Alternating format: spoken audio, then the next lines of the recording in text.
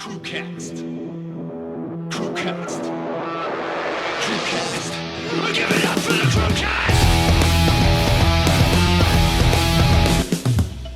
It's really hard when you've got sort of a traffic copper behind you, and they're watching you, and it's like...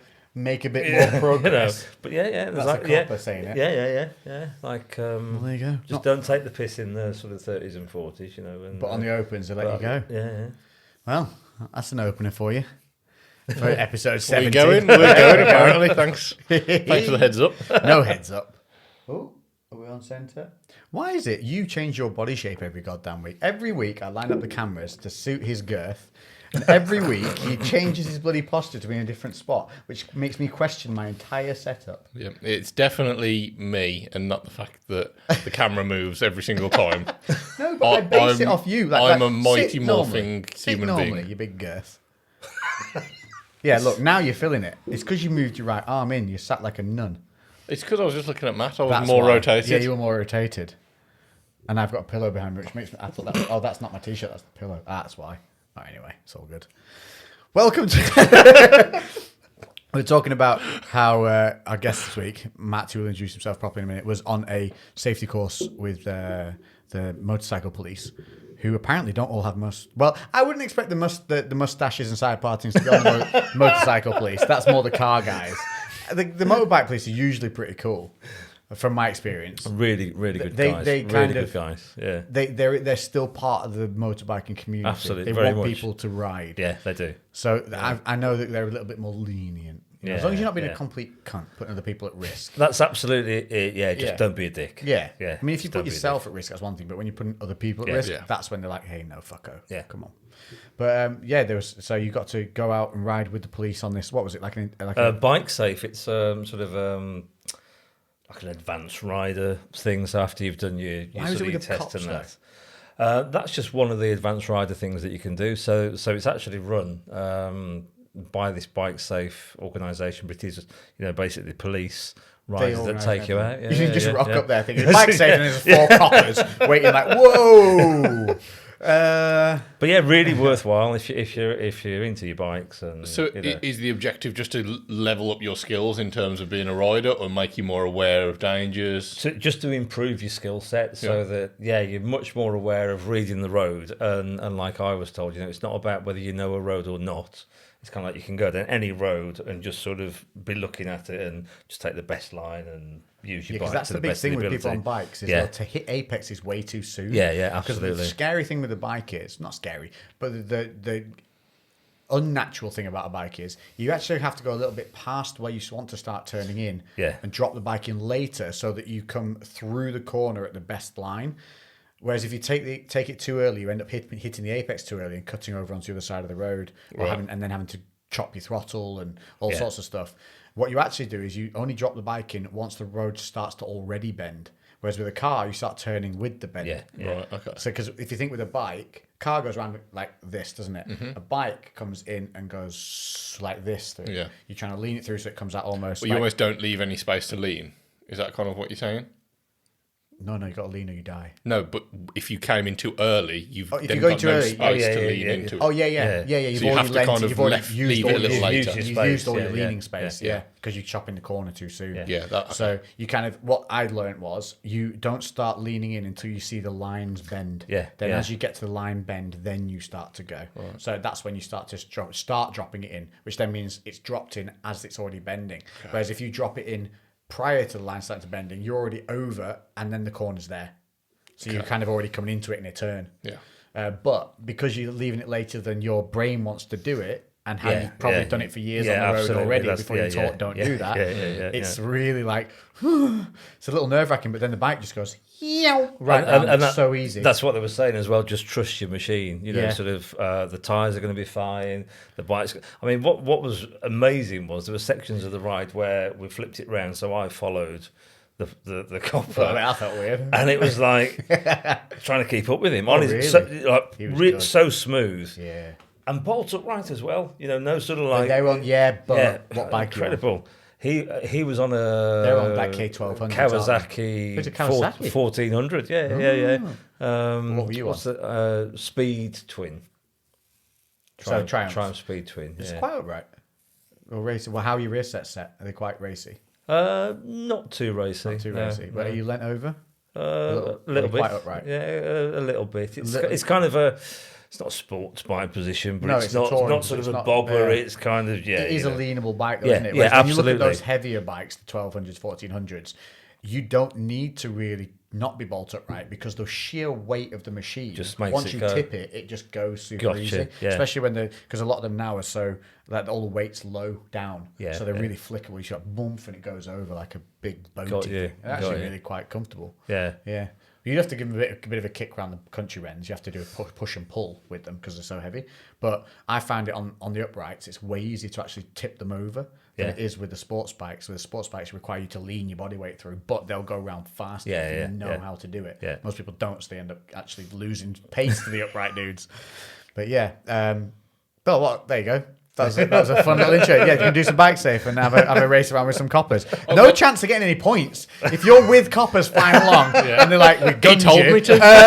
No, I was with the crew. I was with your boy. I'm basically a police officer. Yeah, did you not see?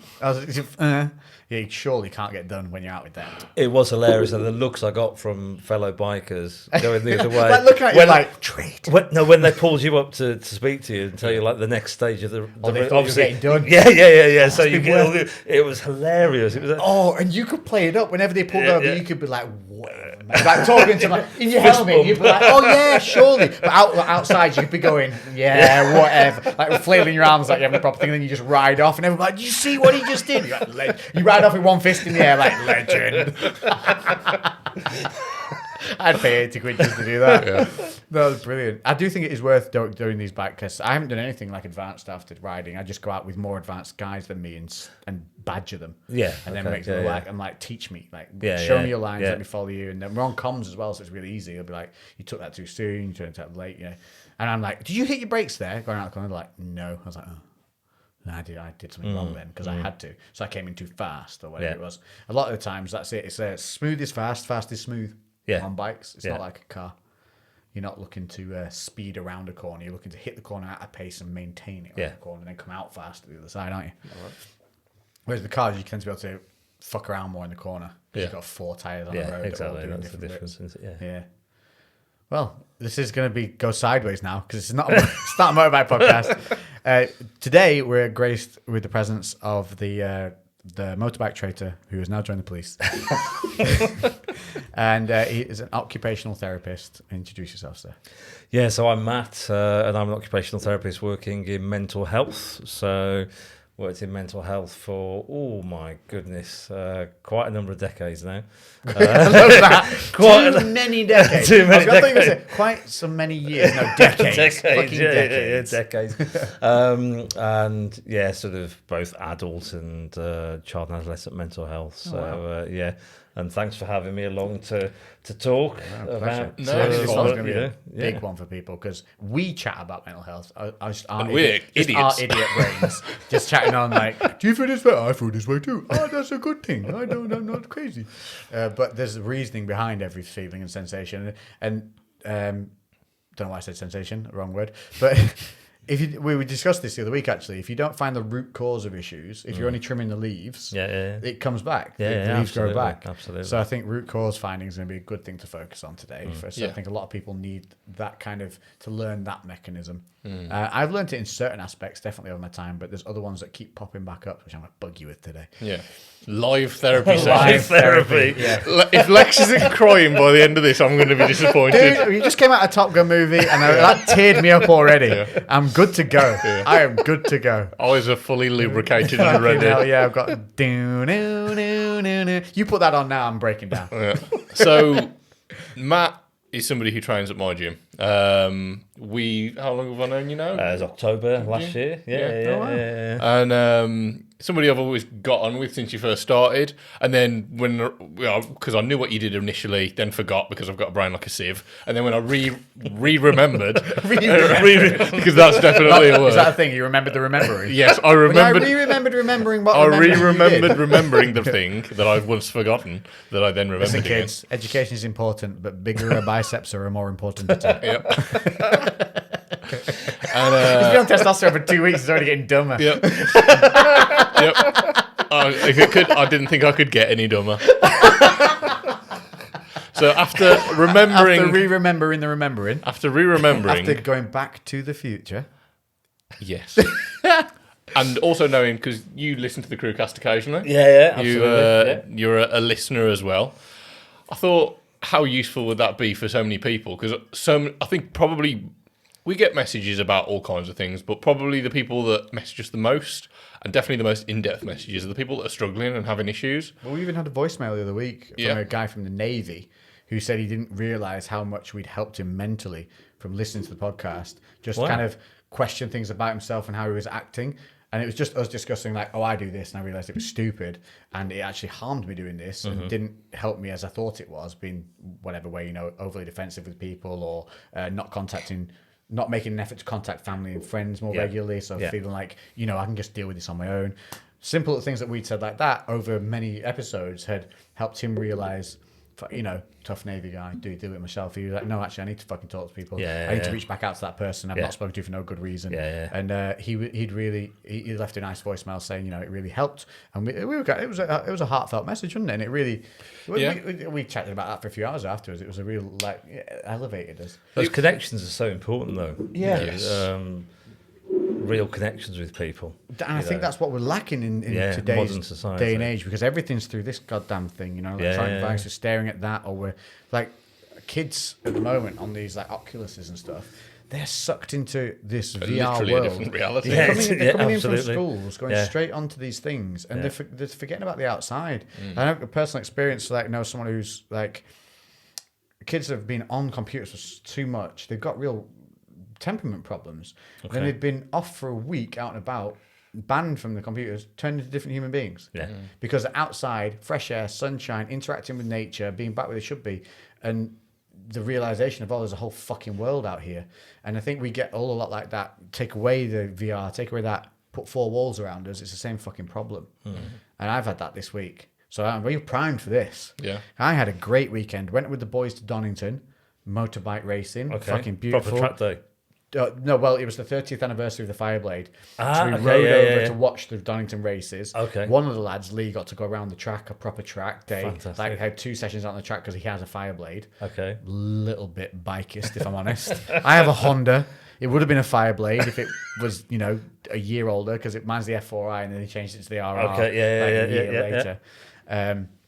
So we weren't allowed on. But he got, to be fair though, you paid 18 quid to go for your ticket. It was free for anyone with a Fireblade to go and do 2 lap sessions of 15 minutes on the track at Donington. That's sad. I thought it was really cool. Yeah, that's fantastic. It was just a free bolt on. That's off brilliant. you go. Have a fab fun, boys. So it was great. We rode all the way out there. The boys came back here. We had a really great time. We actually had one of the lads there. He'd struggled with mental health recently, and he's same thing, listening to the podcast and stuff. And also speaking to more people about it, but he got to a real dark place where it was like, I'm going to end this level. And then he found motorbikes. So now there's even another level to his system. It's like he loves it. After coming out from a day of biking, he's just like, nothing's fucking nothing's a problem. Just cut that piece of metal off, dude. Keep smacking it in my hands. So we went to that. So I had a great weekend. Should have set me up for a really fantastic week. Great weekend. No, fucking Monday came. So everybody, no. Went over to Manchester on the Sunday. Lewis now owns a motorbike. I've got a bike. Yay! It's Cheers finally to that happened. one. Cheers, everybody. He's got no license or theory done yet, but he owns a motorbike. Yeah, don't worry about that bit. John, I was just like, you were just do you fancy a Chinese? I'm a bit hungry. Somehow that ended up being looking through eBay and Auto Trader. And then probably this is no bullshit. This is a real thing. 12 hours later, you owned a motorbike. Yeah, I got a bike. I'm not kidding you, right? We were looking at your takeaways, and then so we talked about something, and Mark was here. Yeah, someone's like, you thought about what you're actually going to get. We were like, well, what are you going to get? Have you thought about what you're going to get? What's your budget? We were like, first off, because we got talking about the bike and getting him going, and it was like, well, here's the breaking point, right? What's your budget? Yeah. And he went, yeah, about this and that. And we're like, oh, you can definitely get a good buy for that. That's easy. Because he was thinking, I'm going to have to spend 7 or 8 grand. And thinking, oh, that's cheap. We're like, no. Not at all. No, you get 2. Yeah. You get something, well worth well learning worth on it. and great fun. So we were like, what do you think of our CBRs? Like, or do you want a chopper and like that? And he was like, well, I wouldn't mind maybe one of yours. And then that was it. He's like, I wouldn't mind maybe one of your. I mean, as he finished we were already on eBay. Yeah. We'd already bought 3 bikes. And we were like, which color of these do you like? And I'm not kidding you. We brought one up and he got pushed out of the conversation. And me and Mark looking back going, that's fucking clean. That's why is that on for that money? Facebook Marketplace we're on. Well, at one point, you just said to me, if you're not buying it, I'm going to buy it anyway. literally, we were looking at it going, And then there was pressure on me. I was like, well, I want it. What if I wanted the bike? yeah. You can't have it. Yeah, but we were looking at it like, that's underpriced by like £500. Let's go look at this. And it's like, well, it's near where I live, and so we can ride up to mine tomorrow, lose in the corner, just like rocking. Like, what, boys? And we're like, right, so we'll ride up to yours tomorrow. We'll go over and view that there. And then we looked over there. Do you like the colours on this, Lou? I kind of like offers in. We offered him this, Lou. He was like, okay, yeah, I guess. Yeah. I guess I like it then. Yeah. You kind of committed now to doing your. Well, the thing was as well, because he said, what do you want? And I was just like, the dream bike, purely based off looks, as I know nothing about them, is the Indian Scout Bobber. Yeah. Not at all. Very realisable dream. Yeah. I love that bike. I think it's the sexiest thing I've ever seen. 100% the second bike you would buy from the one you've got, because it's a different bike altogether. It's like me having the BM with the Honda. Well, yeah, you wouldn't have two similar. You've got to have both. Yeah. You've got to have both. And I was just like, I want something not too expensive, because I might drop it, I might damage it, and I don't want to like... You'll definitely drop it. Cry. Everybody drops a bike. So, but you fit it with stuff that it falls on to stop it twatting it. Yeah. That's so, and I was like, and I just want something. It has crash bumps on it. Yeah, you said. Yeah. That's the same. Something that's going to be reliable, something that I can trust. And I was just like, I don't know enough about it, so you and Mark can like guide me in the right direction. And being as you've both one of the bikes, because you've got multiple, Mark's got a couple, hasn't he? Yeah, Mark's got 2 now. Yeah. So you both had the CBR and found a nice one. Yeah. You've got loads of spare bits for it if it needed anything changing. So you've built them, put them back together multiple times. We've got him the CBR F4. Yeah, okay, yeah. So CBR 600 F4. It's the same bike. If you follow me on Instagram, it's my one that I have in black and red, which is custom fairings for it, which is why you probably don't recognise it. Oh yeah, because of the results, I've had that for like 6 years. Mark's had his now for like 2 or a year and a half at least. In that time, I've amassed so many spares. You'll need to buy like one thing, and that's the chain and sprocket, which is like 90 quid. But you want to do that when you do it, because you just want a new chain and sprocket on there, so you know when it started and the wear of it and the life it's had on it, and plus you can look after What's the sprocket? So that's the cog that the chain spins around on. You got the small one at the front and the big one on the big wheel at the back. So you only need to change the one at the front, because you're going to have to change. You could just change the sprocket for now. Chain looks fine, and that's just like a back wheel off. Make the chain saggy so we can get the front sprocket off, new one on, bang, bang, bang. It's probably like a 40-minute job. Well, we had that day of bike maintenance anyway. We got him in the garage. Because mine needed... Over-lubricating chains. Oh, Jesus Christ. Over-lubricating. He fucking spewed his load on that chain. Jeez, no one fucking told me when to stop. The bike looked like it had been in a homeless car gangbang. Like, fucking hell. It's like 8 blokes had found a car that had been unlocked, and they just shredded inside it. Mark was just stood there like... And I was like, I came to... I said, were you not watching him? He was like, I guess not. Because I was like, it looks like you tried to frost your bike. Because I use chain wax, not chain lube. Okay. Now so that stuff goes misty white. It looked like you had fun at the back end of the bike. I was just like, it was well lubricated. Yeah, it was very well lubricated. It was fine. It was fine. We just wiped off the excess. Yeah, rather too much than not enough. Always the case with lube.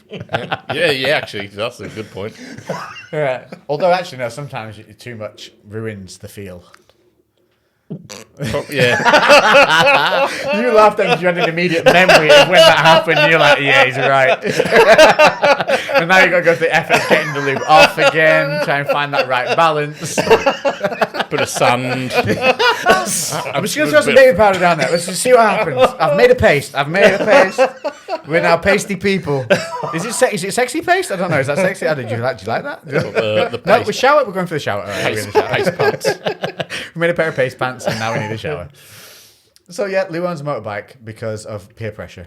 Yep. And it's a wonderful thing. Yep. You'll love it. You'll fucking love it. I'm excited for it. Honestly, so we went out riding for Donington, came back. Yeah, so let's get back to our tangent. Back from the tangent. To the other tangent. Yeah, bought your bike. I stayed over Sunday night in Manchester, rode back Monday morning. Now, the ride back, Mark rode half the way back with me because Mark's that kind of guy. But then it started like the weather started to turn. It went from 20 odd degrees on the Donington day, which was beautiful, out all night, like 10 o'clock, get back, lovely, still bright.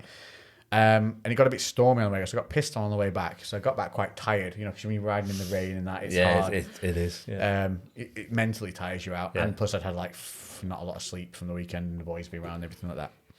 And then I had a load of workload on, and I'd just done, I think what had happened was I had the relaunch of a video going live on the Monday, plus the podcast. And I think what I did was I'd edited this video for the relaunch for so long, and it taken so much time that once it was up, it was like I realized how much I burnt myself out editing, and I just had this big load. Yeah.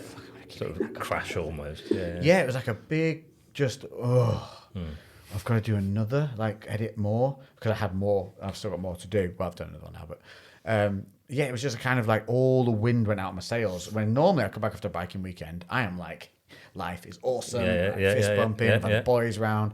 Like, this is really important to me, the Friday nights, getting Lou over, because I'm here on my own, pattering around. And like I said, if there's nobody here sometimes to be like, get your ass up, fucking go to the gym. I haven't been to the gym all week. It's like 2 lame home workouts. And I just like, well, the week's gone to shit. I literally had a big pussy out moment. I was like, well, this week's shot. I guess I'll just bum out, put the PlayStation on. And that's literally how I was for like the last 2 days. It's only today that, because I've had shit to do, I had to be at the cinema by 4:30. I had something to do before that. I suddenly had a time scale again that required me to get shit done. Absolutely. And even then, I still fucked up and procrastinated in the morning, like looking at samurai swords. But I was fixing a problem. I didn't mean to, but it had to be done. I think I always need these moments where I have a big wake up, like a big kick out, like coming out of that movie theater. I swear to God, the world seemed brighter. I needed that uplift. I needed that moment of fucking hell, And somebody sent me a message as well saying, just be fucking look at the shit you've got to be grateful for. You do a job you love, freedom, cars, bikes. You live in a great place. What the fuck have you got to be lulling about? And you sit there and you're like, yeah, what the fuck do I? So what is it that does this to us? It's interesting, isn't it? Because everyone's experience is different, and I think that what you just said about people saying, what have you got to be sort of where's your worry about? It's different for everybody, isn't it? I mean, I can speak personally about myself. I'm somebody that's had episodes of depression myself, and have been in pretty dark places myself. Pause there. Do you think everybody has episodes of depression in some form, or some people never? I think we can experience low mood. But you wouldn't class that as a depression. We can have periods of low mood. But I think sort of depression is where it's persistent, so the definition of it is a recurring thing. It's a persistent thing. Leaves on the tree. A period of time, and it's having a big impact on your day-to-day functioning, really. Cool. I was in a full depression. So fucking day-to-day function went out the goddamn window. Sort of low mood, those days where we wake up and maybe we just don't feel so great, but we carry on and we do our bits and pieces that we want to do. From my own experience, when I've had those periods of depression, just getting out of bed in the morning is an effort. It's like, I just want to stay in bed. Is that because you've gone to bed late? No, not at all. See, mine is because if I get in these loads, I stay up till 3 in the fucking morning. Okay, I'm a night owl, and I have to fight to go to bed. I have to be like 3 alarms, get to bed, go now. I can do that, but that's not when I'm... That's not part and parcel of it. So you're getting not out of for bed. Me. Yeah, it's just literally you're waking up, it's well rested, well rested, and just like I just don't want to get out of bed. And what's the point of getting out of bed? Yeah, it's not that you're tired. It's just there's nothing worth getting up. See, I'm tired because I went to bed at 3 a.m. and it's now 8. Yeah, so it just feels like there's absolutely nothing to motivate you. I'm just a giant child. Basically, if there's no one here to parent me, I will sit in a fucking nappy. I ate a jar of biscuits playing Witcher. Like, that was my fucking daily sustenance. I ate 18 to 20 ginger snaps. Played an enormous amount of Witcher till 3 in the morning. What a twat. Fucking hell. Go on. But carry on. but I think So mornings, getting up, fine. So you're at the yeah, point where and you're it's not getting out of it's bed. a strange place to be. I mean, anyone who's watching this who's experienced depression will hopefully relate to it, and if it does sort of make some people also reflect on themselves, and sort of seek help, or think maybe I need to talk to somebody about it. But there's been a couple of points in my life where I've had significant depression, and as I say, I'm a family man. I've got responsibilities. That sort of okay. Well, I've got to get up because the kids have got to go to school and do whatever. But then as soon as everyone's out of the house, it's like just slump. Slump. And When you literally do that, doing do you nothing. pretend to people that you've actually been busy with something, Uh, or is it like just you don't give a fuck? I think for me personally, it really is just like I don't give a fuck. Right. There's no purpose, there's no point, and thankfully, everything's all right. So I've been fairly solid for a number of years now. It just shows you can come through this shit. Yeah, absolutely, Like, 100%. absolutely. It's a mechanism and you can fix. we can come on to that as sort of how it's worked for me and what I've done. But it's really weird when you're in that dark place because it could be the brightest, sunniest day out there, and it just feels like the darkest, shittiest. You're not awful. seeing the light. You're not seeing it at all. Can't see the wood for the trees. No, absolutely. Yeah. So it's quite frankly a vile place to be when you're at that level. The way you come through it is by having people around you. That's those connections are really important. Whether it's family or friends, there's obviously professional help as well. So whether it's go and see a doctor. There's the Samaritans. Exactly. You can literally call somebody for free. Exactly. You've got all these helplines. There's apps now as well. There's all sorts of different things. I think it's human contact. not necessarily medication. Not everybody needs medication. That's not always the first line thing. But one of the things I talk about in my job, because ironically I work in mental health as well, as you know. We talk about the 5 ways to well-being, and that's such an important basis for kind of day-to-day life. So the 5 ways to well-being is very much taking notice. So sort of always taking notice of what's around you. So you might say sort of like counting your blessings, perhaps, but sort of being present and Paying being attention. aware. The weather's really nice. So, today. for example, if I go out on the bike, rather than sort of head down, actually like just being observant as what's going around you. Keep learning is another thing as well. So, sort of making sure that you're keeping your brain active and you're learning new skills or This is the thing whatever. about time as well. Yeah. So when I'm in these states, days will zip by, and I mean they feel like 4 hours, and it's a full day. Yeah.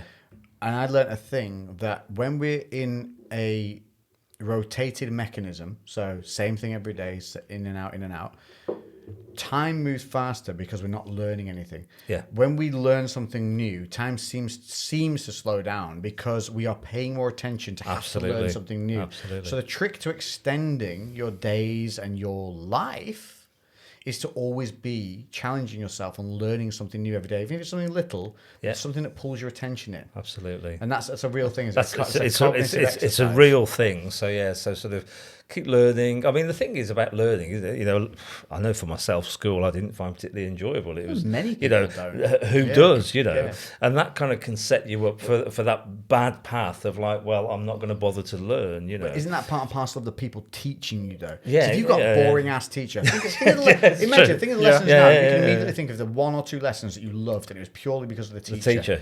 Mine was biology and chemistry because they were fucking just they were. You great get an ace people. teacher. Fucking maths. You can Sandal wearing, with, boring assholes. Fucking couldn't give a shit about that stuff. They're just the most impersonable people. And so that's a big thing. So I don't think people find. I don't think education is boring. I think the people teaching it are boring. It's how it's delivered. I know for myself, I didn't do very well at school, but I found a lot of pleasure in learning from audiobooks. That's one of the things why I'm constantly listening to audiobooks. That's because you're dyslexia. I am dyslexia, the audio versions of stuff would. Because you're intelligent. He thinks he's dumb. He's one of the smartest people I know. Like he refuses to believe this, but it's only because you're dyslexic. Like, look at that. You loved audiobooks. Why? Because you could just listen and didn't have to read and have the stress and shit jumping around. I know that for my own mental state, I feel so much happier with myself, just even with completely unrelated things, because even if it's been for half an hour of a day, just going through some kind of an audiobook, and then even if I've really struggled to have a productive day, at least for that small amount of time, I've learned something new, I've picked something up. Yeah. And it's a really satisfying process that I completely missed out on school, because I felt like I wasn't able to learn, and to save myself the embarrassment of trying and failing at school, I was just like, fuck it, I ain't going to try, because then at least I don't show myself up, because if I do badly, everyone knows it's just because I don't care. Whereas, like, isn't it funny? Yeah, like, so I missed out on the potential, like, enjoyment of actually learning. And now that's something I do get. And I go through phases where I do and I don't listen to audiobooks more or less frequently. And I'll go through periods where I kind of feel like I'm that stressed. If I'm going to listen to anything, it's just going to be some fiction and just something. Escapism. And I don't get the same, like, it's nice while I'm in that moment, but I don't get anything out of it from a mental health point of view. Okay. If I'm educating myself and feel like I'm adding to my being something that's going to stick with me forever, then I'm like, oh, I've done something. Arrows to the quiver. Yeah, I've done something that day and I feel productive, and then that helps the ball get rolling with whatever other tasks that I've got. And for me, productivity is something that I do beat myself up over a lot. Like, I feel like I need to push very hard. Well, we learned why that was, though. Yeah, exactly. In one of our psychedelic trips. So Yeah, we'll talk about that later. Yeah. So anyway, what were they called? The 5 ways to Five watch? ways So to we well-being. only got two. We've got two. We've done the Well, pulled back from the tangent there. yeah. So look at him being present. Very- paying yeah, very attention. present. Number one. Yeah. Nailing it already. So yeah, the taking notice and the sort of keep learning thing is that all in really number important. one? No, Take- that's two separate things. Yeah. So pay attention. I'm So- visualizing Yeah. the image that I draw. I always take I always notice. draw Wayne or Wendy well-being with these sort of really pronounced features, and it helps me to just remember it. The other thing is those connections. So we spoke a little bit off camera about this, but This is those number 3. yeah. So number 3 is those sort of physical, social connections with other people. Do you mean like as in physically contacting with another physical contact with another Just a level of connectedness. So whether it's picking up the telephone, whether it's being part of a community, whether it's, so like, for example, at the gym, it's great because you feel that you're connected to the people there. There's a real community spirit. I said that to you before, though. It's bizarre, isn't it, that I know that going to the gym will give me that connection with other people and I'll get to talk to someone, yet getting off that sofa in that mood to get to the place that I know will help me. That's the tricky bit. Still isn't don't it? make it. Yeah. Why don't we? What was that thing where I like you? There was a threat over you that I would like. I can't remember, punch you in the face or set you on fire or something like that. Can you remember we did something? Like, we need to do that more frequently. Because it's a win-win. You either end up going there or I get to punch you. That was true, yeah. So we said on camera, if I don't do something, you've got to set fire to my pubes or something. Yes. Yeah. It's a good warning. But I was you like, fuck that. I am going. You do sometimes need that additional motivation to do it. But it is. It's like I'm having not that person suggesting saying, setting get fire up to your and fucking pubes, go. But yeah, I am. Oh, hang on. We've lost it. We've blacked out. Well, in keeping with the episode, we've had a blackout, just like we have with mood. Yeah. With mood, we've had a blackout. I was so invested, I forgot to notice the time had run out. I think, I think that is true. That if you have accountability of some kind, anything, even small, it's better, because otherwise you just make an excuse to not do something. Yeah. And you need something to counteract that excuse. I think especially in positions of low mood, you can often feel deserving of that low mood. So you kind of don't want to do anything about it. So sometimes that external accountability of having, a friend or somebody who knows that something's going on catch you and say, you're doing this for me, you're not doing this for you. Because you're more likely to do it for someone else than you are yourself. Stuff like that. It's just accountability, isn't it? And I think when it does require effort, as most things do, and I think when you're in that state of low mood, everything, even the most insignificant things, feel like a lot of effort. Absolutely. So basically, a Lynx can and a lighter is enough to make me do some shit. Yeah. Lex doesn't need Prozac. He needs. I just need Lynx Africa and a 99p lighter from the corner shop. Yeah, and that will be the most productive man alive. and a good friend. Maybe even put that in your thing, you sit there as people come in and go, I'm going to give you 2 choices. This or Lynx Africa. What? Yeah. Why is Wendy Wellness got Why does it always smell like burnt hair in your office, Matt? I get the best results ever. Trust me. He's had astounding results. The turnaround's incredible. Everybody does smell like the 1990s, though. Just you in your office, if people like the doors shut and when they open it, just as a glimpse of you with this Lynx flamethrower, like, yeah, like a caveman. Oh, I wish that was true. Oh, Christ, I would be in there, I'd be paying for it. Just for the sake of it. Fucking hell, my therapist's awesome. Why? He's fucking blowtorch me with a Lynx can. Fucking hell, did I get my shit done? I'm choking on my own laughter. I've turned into that guy at the cinema. Oh, dear. Fucking hell. I already feel better about life. Brilliant. But now those connections, I mean, like just sitting here now and having that conversation, really important. And for so many people, they don't have that. I mean, I do worry, not that I've got anything against sort of social media and all those sorts of things, but No, it is a genuine concern. but you know, the thing is that actual physical connectedness is so important. You know, That's why I think I really love the podcasts and how they're becoming bigger, because it forces people to talk. yeah, Like there's no other stimulus here but ourselves. yeah. And other people can listen to that. And like some of the boys say when they're listening, they feel like they're just listening to all of their mates chat. And I think that's a great thing. And so I like the fact that podcasts are getting more popular. I like the fact there's fucking 10 to the dozen and a million of them for you to fucking choose from. Yeah. Good. Yeah, Good. yeah. It's like having Audible books but with real humans doing real shit, real life stuff. Yeah. Yeah.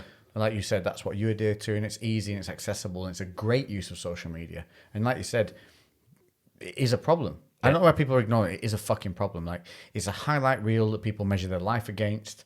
And it can... imagine you're feeling shit and you open fucking Instagram and you see someone on a fucking boat. Absolutely. On holiday, Post it. like, Yeah. look at this, just achieved. And you're like, oh, great. I fucking managed to not shit myself today. Yeah. Yeah. But that's how some people are, do you know what I mean? Absolutely. Like, I contemplated pissing myself because 2 days ago, some people are so low. Yeah. You know, Yeah. that- And people don't post the, maybe the they've bad been- stuff You that don't, no, happens. you're not going of to. You're not course going to. not. No. Maybe Absolutely. we should enforce that shit, you know? You post the bad day. There should be Yeah. a hashtag bad Bad days. day. Yeah. You know, I like that. just like a fucking reel of all Yeah, the shit that went wrong yeah, that day. You're yeah, like, yeah, happened to me, yeah. happened to me. High five, dude. Yeah. And you're like, yeah. Because it makes everyone a little bit more normal. Because then sometimes you do start to feel like, oh, is this just me that all this shit happens to? Yeah. Because even when you're talking with your friends, like you know, some friends will be completely open and honest, but a lot of people they're going to be a little bit guarded. Yeah, they're going to only talk about. You know, they might talk about some things that they've struggled with, but anything that's really raw, anything that's a real nerve, they're probably going to keep that to themselves. So you're only going to see seemingly superficial problems that, you know, and then the best things that go on in their lives. So you're like, oh, Dave never has issues like this. Dave doesn't feel this way. Yeah. Dave's Whereas I know Dave's some of these biggest people- worry is the fact that he can't fucking, Yeah. I don't know, he can't get his dishes clean because his dishwasher's playing I up. wondered what you were Yeah. going to say. He can't get his dick. Yeah, Dave can't get his dick clean. Can't get his dick up. Yeah, Dave can't get Not a his lot of dick people know that. Just a fucking spoiler. Yeah, sorry, Dave. Sorry, Dave. There isn't a Dave. But There is a I know Dave. people online who will portray like they're having the greatest time, and then you know them in real life, and they're fucking Really miserable. struggling. and they're Yeah, constantly sat looking in the phone as well, looking for some kind of validation. Validation it is. It's, you know, have I got another like or somebody, What a you know, what a commenting or horrible whatever. way to live your life. And it really is awful. I went you that know, way so- for a certain time. You know, when the algorithms all changed and sudden fuck ups, everyone was getting fucked off by YouTube, like for no apparent reason. And I do think they have a fucking responsibility. Yeah, The absolutely. platform owners have Yeah. a responsibility to look after their users, and they absolutely don't, and Absolutely. are never held accountable to it. No, not at all. Never. And they will actively trash people's reach out of nowhere. So somebody can be doing amazingly well. Loads of people can do amazingly well on a certain style that they've allowed to get pushed, and they'll go, "Oh, they're doing really well with all that. Look how much organic kind of feedback there is on that. Right, let's stand the fuck down on that and make them pay to have to get that back, because that's what they do. It's exactly what they do. Yeah, especially Bottleneck the business. You know what I mean? Wow. Yeah. Oh, it's horrible, mate. That is horrible. horrible. But Yeah, it was yeah, Pay yeah. to play. It was when it got bought by Facebook. That's when it really changed for Instagram. Yeah, because I think, mean, and, what could have possibly gone wrong? A platform that completely fucked itself into annihilation, that doesn't even have people on it anymore from under the age of, I don't know, 25, bought a platform and then immediately fucked it and learnt nothing from the other platform that they've done. Facebook is basically now an advertising platform. Yeah, it's a revenue yeah. platform for them. Yeah, because it's not all it is social media. businesses advertising on it. They don't give a shit about the actual stuff going on there anymore. All they care about is the business paying to be seen on it. That's what it is. It's basically like a marketplace now. Yeah. Hence, Facebook Marketplace being launched. Yeah. That's the reason that was launched, is because they lost so much in terms of actually being a social media platform. Wow. Yeah, well, it wasn't until we started using things like Facebook to advertise that I realised that what everyone else sees, this like literally the skin of Facebook is social media. But everything, the whole purpose of it, how it's built, its entirety, is just it's a business. It's to make money. It's an giant advertising billboard. platform. Giant billboard. And the back end of Facebook is so complicated. Like even people that do this for a full-time job get confused. We've talked directly with Facebook, and they have like advertising people that work with their customers. If you pay over a certain amount, they'll talk to you. Even they don't know what the fuck they're on about all the time. Like I knew some of the platform better than they did because they clearly were reading from a manual. Yeah, they're on a computer click screen with like tick the box of what they've answered. What they've answered, it takes you to the next bit. And like so that's how complex the back end of Facebook is. And yeah, we all or people all think, oh yeah, I'm just going on there to see how Sarah is and if she's got if she's got her flowers delivered that she was wanting. I don't know what the fuck she wants. But yeah, and then you're scrolling to find Sarah and her flowers, but you've just seen like 12 adverts. For florists and delivery services. Yeah, and then you've just gone and spent 70 quid. Facebook have just got a click through, and then whoever's been paying them's been like, oh, I've just got a lead through that. That's great. I'm going to carry on paying Facebook. Yeah.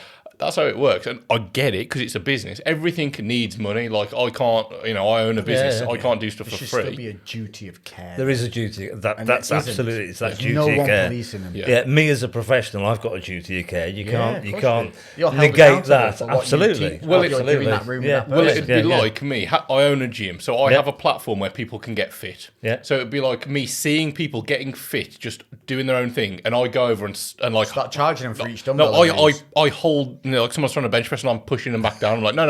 I'll let go, but You're making too much progress. You need to pay me more, so you're going to have one of my coaches. So if you pay me, then I'll release this, so you can then make the progress on your own. They're deliberately slowing people's natural progress down, so you have to then pay them more money. And that's only going on one way, and that's negative. Yeah. That's not a positive feedback loop for people. No, not at all. And especially when you've got people who are validating their existence on the number of likes and stuff they're Absolutely. getting, which is what they're doing, because the reason that occurs, and I'm sure you can back me up on this, is people get an endorphin release from getting likes and comments on their content, and so that they go back to that for that endorphin kick, because we require those endorphins. Becomes to get addicted addictive. to them. Yeah, exactly. And that's why we get addicted to social media. And again, that's where this should be a duty of care. Absolutely agree. Fuck me, we've tangented. So we've gone from let's go bringing it back. Number one is paying attention and being present to what's around you. Yeah. And now, is that in terms of like being appreciative of what you have? I think being appreciative of what you have, where you are, the whole thing. So you making might you want to say look further than the mindfulness end of if your you nose. want. Yeah, exactly. Yeah. So yeah, that's the first Looking one. at where you really are, rather than just looking at this room you're stuck in. You're like, well, no, there's an outside there. Yeah. Look, that's I mean, beautiful. one of the things I do, and sort of at the end of most days, I can't say every day, but I try and think of at least 3 things that have gone well. And like you say, even there can be like really tiny little bits and pieces. You know. You went full Johnny Depp. That was full price. That could be 3 times. That was full on price. 3 little tiny pieces. Where's the rum? Where's the rum? Where's the rum? Why the rum?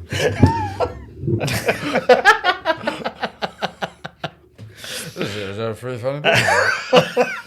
Go on. So yes, I have a gratitude board. Yeah. So that's anything like that. So just kind of taking notice of what's gone well and focusing on that, because life can be busy and shitty and horrible, but there is good stuff in it, and it's trying to pick Even that, the pick that worst stuff days out. is a little good, Yeah. So someone might have just made you a cup of tea at work or something, but that's a really nice thing to do. It's just changing your perception. Yeah, Look it's at the changing positive. perceptions. Find the positive. Yeah, so Find that the cognitive positive. adjustment of looking for the positives. Yeah, So that was one. So we got that. We got the keep learning. Keep So learning. keeping your So brain busy you and said learning stuff. Audible books. Yeah, Read a yeah. book. I want to be sponsored by Audible so bad, because genuinely it's something that I've literally been using. I wouldn't have a business if it wasn't for Audible. I honestly wouldn't have. Because of listening to some audiobooks, that's what started making me think that I actually might be capable of doing it.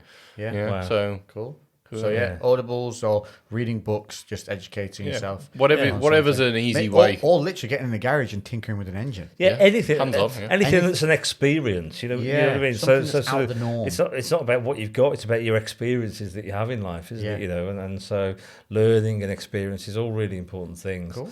We've got that social connectedness. You know, that's. Does that number include 3. actual physical contact? Because it has been proven in scientific studies that we do require physical contact. It actually elevates our hormone levels when we have physical we are contact. Physical beings. We are. We're absolutely. not solitary animals. No, It's not at all. how we're Not built. at all. But you know, there are some people that are so disconnected from that physical contact. So yeah, social connectedness can be on many different levels, but I think physical contact is so important. Or physically being around live, so living being human being. being with other people. Yeah, absolutely. Don't hang around the morgue with dead people. Doesn't count. Does not count. Possible arrest warrant as well. Yeah. So yeah, that was the 3, and then So on to 4 as a fresh one. On to 4 as a fresh one is doing things for other people. Oh, okay. Yeah, so sort of giving, you know, so not just being sort of focused on yourself. So that could be anything from working in a charity shop or going to help the lady down the road, sort of, just to do clarify, something. But is that something off your own back to avoid people being taken advantage of? Like, because you get people who will take advantage and be like, oh, they'll do this, they'll do that. Yeah, It's more of I want to go and do yeah, something. absolutely, yeah. Right. So it's yeah, rather than what yeah. someone's asked you to do. Yeah. So very much you sort of giving graciously to being to other proactive people. in wanting to do something. Absolutely. Okay, that's cool. Yeah. I So did that. You have a motorbike.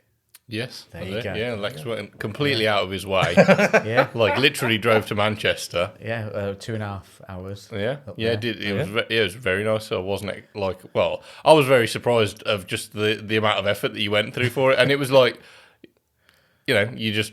I got genuine joy from that, though. Yeah, it didn't bat an eyelid, and yeah, it made my day because as well, it was something that I struggle so. I'm time poor, and like, not a chance would I have been able to have just dropped everything, been able to travel to Manchester, check it out. Not that I'd have known what I was looking at anyway. Found a good deal, got it back. I couldn't have done it. I would have been limited to finding something that's quite close. Probably wouldn't have done it anytime soon. Yeah. It's just expedited that process of me actually getting on a bike massively. So yeah, it was. Thank you, man. I don't think I've actually officially fully thanked you. I got genuine. It made me happy doing that. I got more excited about going to see it that you were going to get a bike. Like, it gave me joy. Yeah. Doing that. Absolutely. And I do like yeah. doing that more than receiving stuff. I like at Christmas, I'm like watching to the open the presents I've got them. So I'm like, oh yeah, open that. They're like, you open yours. I'm like, no, you do yours first. Like, I'm ready for you. But that was that for me was part and parcel of just, I knew what I could when I got there. I knew, like, right, I know what I'm talking about here. I'm confident in what I'm doing. So it was that as well. I had the confidence to be able to do that thing. So there was no like doubt. There was no kind of like a negative anticipation of any kind. My only negative anticipation was, when we get there, it's going to look like a bucket load of rust. You know, it won't be anything like they've advertised, or it'll be someone scamming or whatever. That was my only anticipation, which I can handle. And so that was. I just genuinely made me excited. I'm still excited about it because you still haven't seen it yet. No. And we're tarting it up in the meantime. We've already polished the frame. We've been AC50ing it. Fantastic. You know the AC50. Yeah, we're straight in with that WD-40 and all anything that looks like it needs it. The funniest thing was, we're in the garage. You've never seen two fucking idiot blokes more happy in your life with 2 rags with WD-40 on it, just rubbing stuff, going, look at this. All surface. Look at that. Just cosmetic. It's beautiful underneath. Beautiful. A fucking bolt on the like rear caliper. Fucking look at that. Fucking like original. That original. You're looking. We stared at your frame, me and Mark, for like 15 minutes, going, yeah, nice flex in that. Yeah, not a sign of pitting. Look at that. Genuinely, like, yeah. We're like, I could see it in Mark's face as well, though. Like, Mark fucking loves a good job. Yeah. He drove him crazy. He came here. He had some bolts to change on his calipers. Didn't he change it? Okay. They weren't the original ones, supposed to be in there. He's the kind of guy that we got here, and I've got the tools in the garage. He bought the bolts on his way through to come down here. Right. So he had them in the packets. And I could see him in the living room at 9 p.m. at night, just rocking slowly, like, got the bolts in the pocket, bolts in the pocket, bolts in the pocket, definitely bolts. And then he just got up about half an hour and went, I'm going to go do those bolts. He couldn't sleep. He couldn't hack the fact that he fucking needed that job done. I sometimes wish I had that. Because I would have just been like, fuck it, I'll do it tomorrow. He's like, need to finish that fucking task. Task needs to be done. Like, so when I'm with him, I get shit done. Then he left me. That was it. I think what was happening is he left me. We had all this big thing, been out for the weekend. The fucking edit was done. It was out. And then he was gone. There was no one here to be like, what are you doing? I was like, there was nobody. So I just went, blomp. Yeah, well, you probably did need a day just to relax a little bit. But then it snowballed. It's about balance, isn't it? And how do you do that? Because I didn't really have a day to relax. I got more work to do. Where do you how do you balance that? I think I'm very lucky in the fact that I don't work full time anymore. So, and I see that as a real privilege. Well, what would you say if I came to you and I'm like, listen, I feel like I'm overloaded all day, every day. I don't feel like I've got any part of the day for me. What would you suggest? It sounds like really bad advice, but finding that space for yourself, something's got to give, because self-care is really important. If you don't look after yourself, you can't look after anybody else. We've said that. So physical contact I like it. Magic. Ticking boxes. But you've I think sometimes we're made to feel guilty to make time for ourselves and to prioritize ourselves, but it's really important to do that, So I'm not saying what would you suggest? Fuck everybody else. No. I'm just gonna, But is it finding that? Is there a set amount of time that you've kind of decided is enough to kind of like say every couple of hours just do something for 10 minutes or anything? I think it's a deeply personal thing, isn't it? We're all very different, but it's learning about yourself and what's going to work for you and what's realistic for everybody else in your life as well. For me personally, I found that every couple of hours, if I go and sit outside for 15 minutes and just listen to some nice music, I feel regenerated. I'm away from that computer screen. I'm outside of the four walls. Yes, it's only in the garden, or maybe go for a walk if I've got the time to go for a half an hour walk. I come back completely fresh mind and feel rejuvenated, and I'm ready to attack something again. Whereas if I sit in that same spot hours and hours and end, the time just goes like gone, and I kind of get nothing done because I'll get to a sticking point, and then I find my productivity off that sticking point just fucking jumps off a cliff. But if you think about it, you're getting up there and you're sort of going out and taking notice, aren't you? Exactly, so we're going back to figure one. Yeah, exactly. You're changing your space that and you're I probably in. call somebody as well. You're taking notice. There's lots of other different things going on. So it's something I've started doing. It's an active thing, isn't it? It's not a physical passive activity. Thing. It's and that's number 5. So is it? It is. Absolutely.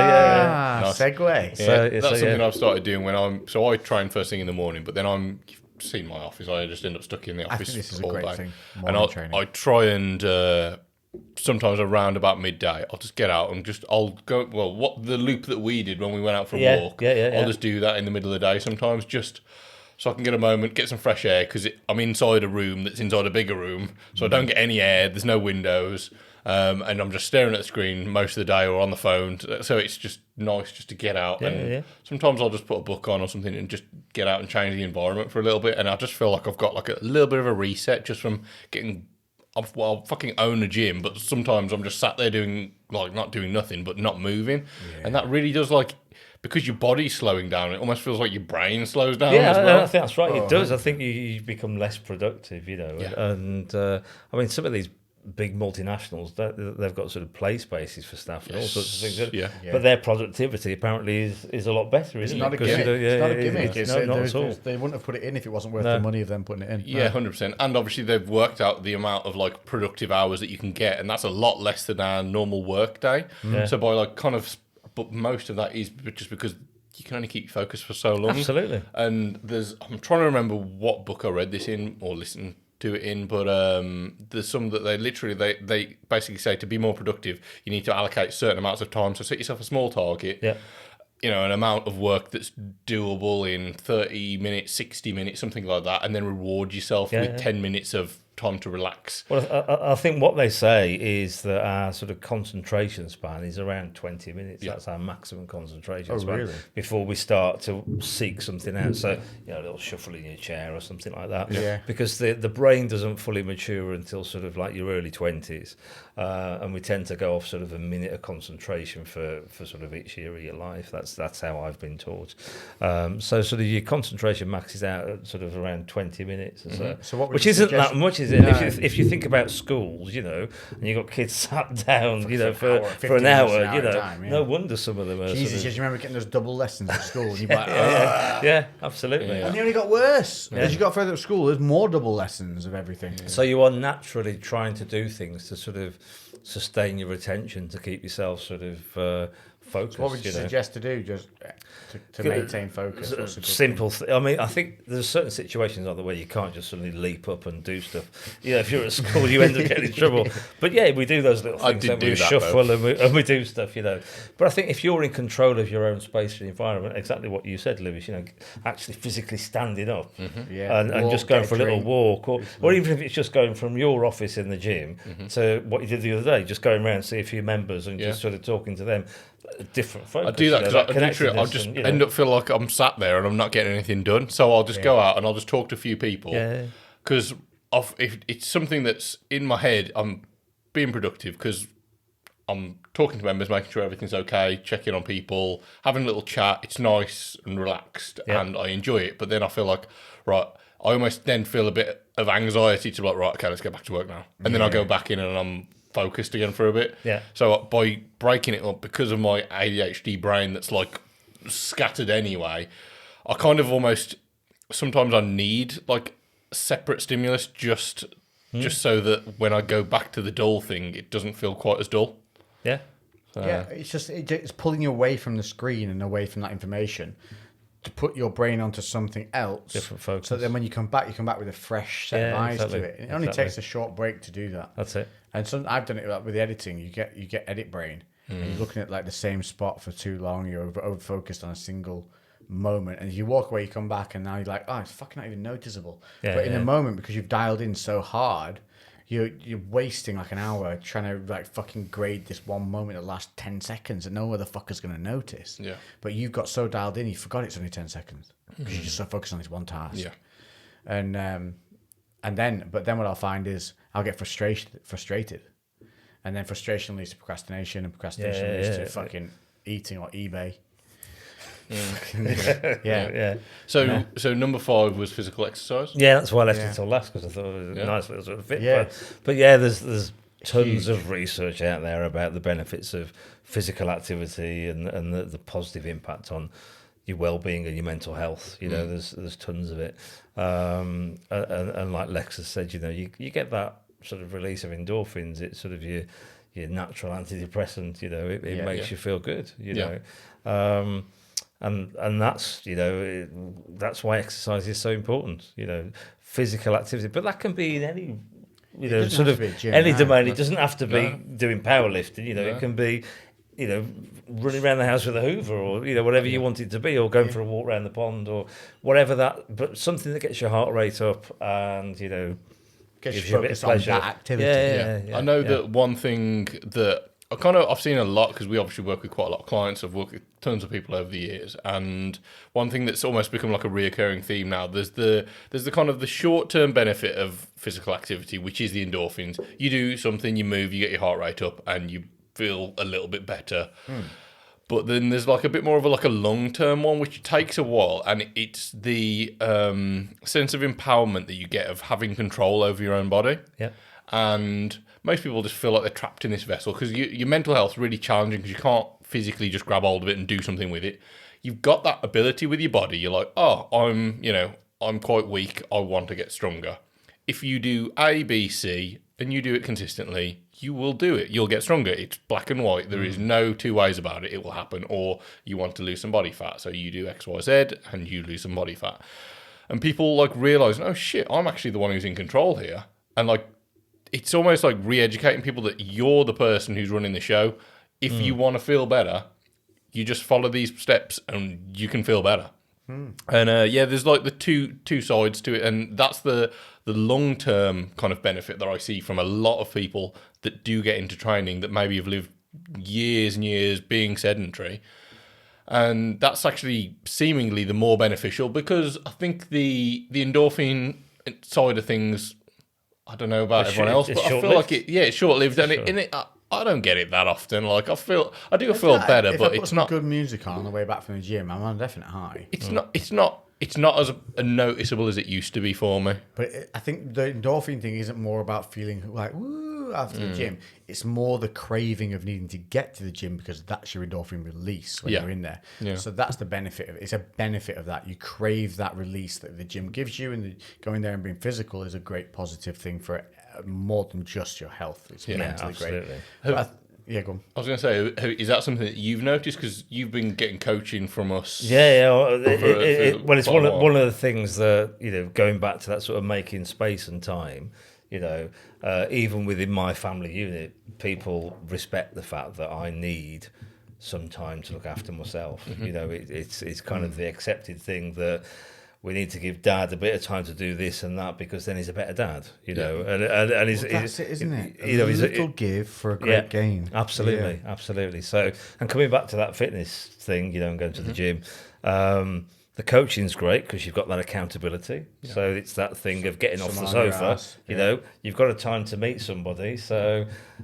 You can't let them down. No. Well, you could, but it wouldn't be very good, would it? It wouldn't be very you'd feel bad about it. Yeah, absolutely. So it's not a great thing to do. So you've got that accountability and that sort of commitment there, and then you're right. While you're in that moment, it's I still get a buzz from it. Learning stuff as well. So these 5 ways of well-being really come out of this because, as well as me learning stuff, there are other people in the gym that sometimes sort of ask for help and advice, even though I'm a sort of pretty much a newbie. People do ask for stuff, and that's great. And I do feel and notice a difference in myself as well. And I think that thing about consistency is really important. There's no quick wins. And one of the things that sometimes I get frustrated about in my job is people sometimes want that quick fix. They want like a single answer. Yeah. It's like, what's my answer? When's my appointment going to be? As if that one appointment is going to solve everything. Yeah. And it's not. It's a journey. That's why we talk about recovery. It's a process, and very much that experience at the gym. It's sort of, so it's been more than 6 months now, isn't it? 9 months. And, that commitment and that consistency, that's how you start to see the change. It's like you've got to just have more W's in the win column than L's in the loss column, and you'll make forward progress. Yeah. And in a similar factor, if you look at everything, like everyone wants this big change, don't they, immediately? But a lot of little changes all add up to one big change at the end. But you've got to be consistent with those little changes. Yeah. And that's the way of looking at things. It's not one big kapow. Breaking it down into those little chunks. No. Yeah. It's lots of little things that all accumulate to make this one big difference. Absolutely spot on. I think we have to remember that a lot of the time. As some, like you said, some people think it's just a kind of one shot kind of kaboom and you're done. Yeah. You know what I mean? It's not always about moving forward. It's okay to have moments where you do go back or you don't do as well, but it's about learning and reflecting and then moving it's a forward. lesson, isn't it? It's never a failure, absolutely. It's always a lesson. So life very much is a big learning experience. This is where we come back to the Instagram and stuff like that, though. People never see the failures. Yeah. You only see the successes. Yeah. But those guys have, like, you see, like let's just for argument's sake, like a fucking clothing company. That motherfucker probably launched a perfume company before that, or a fucking sock company, a jewelry company, and they all fucking maybe he tried doing something with wallpapering. You don't fucking know. But there's like a fail, win, and all those fails added up to just tailoring in where they want to go. They just didn't fucking give up. Yeah.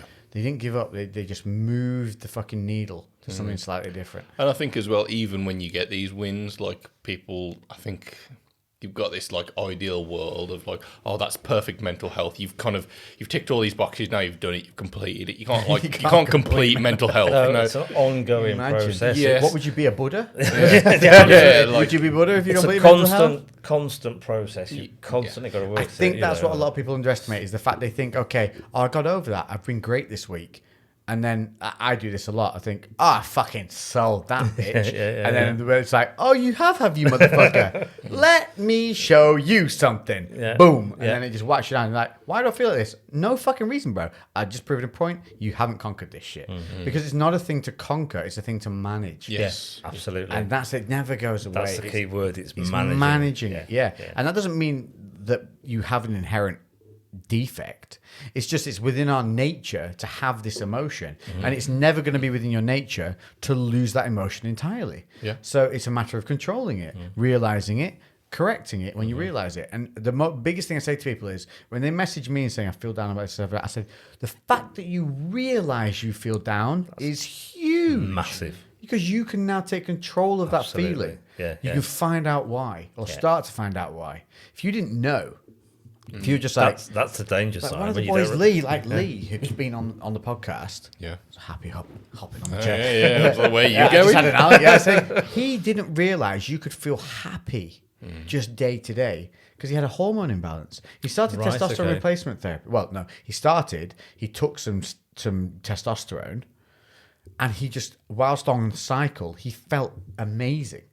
And Okay. he was just like, the first time he did it, was like, oh fuck, I never realized you could feel happy for no good reason. And then he went and looked at the TRT from that and was Okay. like, oh, your hormones are fucked. So he'd had this real low testosterone level for Yeah. basically his whole Causes low fucking mood. adolescence. Yeah, causes low mood. Yeah, So he had massively. an imbalance. Estrogen was high, testosterone was abnormally low. And he'd had kids and everything, so he never thought to look, So now he's possibly one of like the most cheery blokes but he said, no, I was in some dark places. Like every day was just low. Yeah. And the only times I felt good was on the cycle. And so now he's literally, that simple hormone flick has been a massive change in his life. He said, I'm a better husband, I'm a better father. Yeah. I'm able to look at my work differently for the job. He's like, when I don't enjoy something, I find out why I don't enjoy it, rather than just accepting the fact that life is just a shit part of life. You have to fucking deal with it. Yeah. And it's a massive. And so I think getting back to your health, this all comes in fine. Do you feel a certain way? Yes. Is it consistent? Yes. Okay, let's start looking at everything. How's your lifestyle? How's your diet? How's your physical activity? Get your bloods done. Let's check you on a hormonal level, because this might not be your fault. It might not be something you're doing. Yeah. It might be something that you can't control that needs some help. Yeah. But I'm not talking about putting people on fucking Xanax and shit. I'm talking about hormonal fluctuation. Something to get you on an even keel that makes you work daily as a normal human, not put you in a fucking bubble. So that a Xanax and stuff like this is basically the cortisol of the mental health world. So if people don't know what cortisol does, is if you rip your hamstring and you want to run on it because you've got a fucking game to play, I can inject you with cortisol. You won't feel that torn hamstring. You're still tearing the shit out of it every time you run on it, and you're going to suffer for it later. That's what Xanax is. That's what all those antidepressants are. They're fixing fuck all. They're a bandage. I think in some situations they're useful. It's like helpful to break people out of bad cycles, because that's, I think, normally the where case, I isn't it? disagree and think psychedelics come into play. Or not even psychedelics as in like, whoa, purple dinosaur. I'm talking about microdosing of cognitive enhancers. There's a lot of experimentation going on at the moment with microdosing. Yeah, So absolutely. ketamine for depression has been a massive successful scientific study. Yeah. They're now actively microdosing people with ketamine on a daily basis, and these people have turned their lives around. Yeah. They have cured heroin addicts with single trips of DMT. Single trips. That's incredible. Wrap your fucking brain around that. One of the most addictive drugs in the world, and you have a single eye-opening, brain-altering, psychedelic experience that makes you quit an highly I addictive almost drug. don't like the term psychedelic because of the connotations that are now attached to Yeah, it because yeah, of the 70s. yeah, Well, exactly that's that. mind Yeah, yeah. expanding, mind altering. Yeah, it almost doesn't. It feels Mind enhancing. mind opening.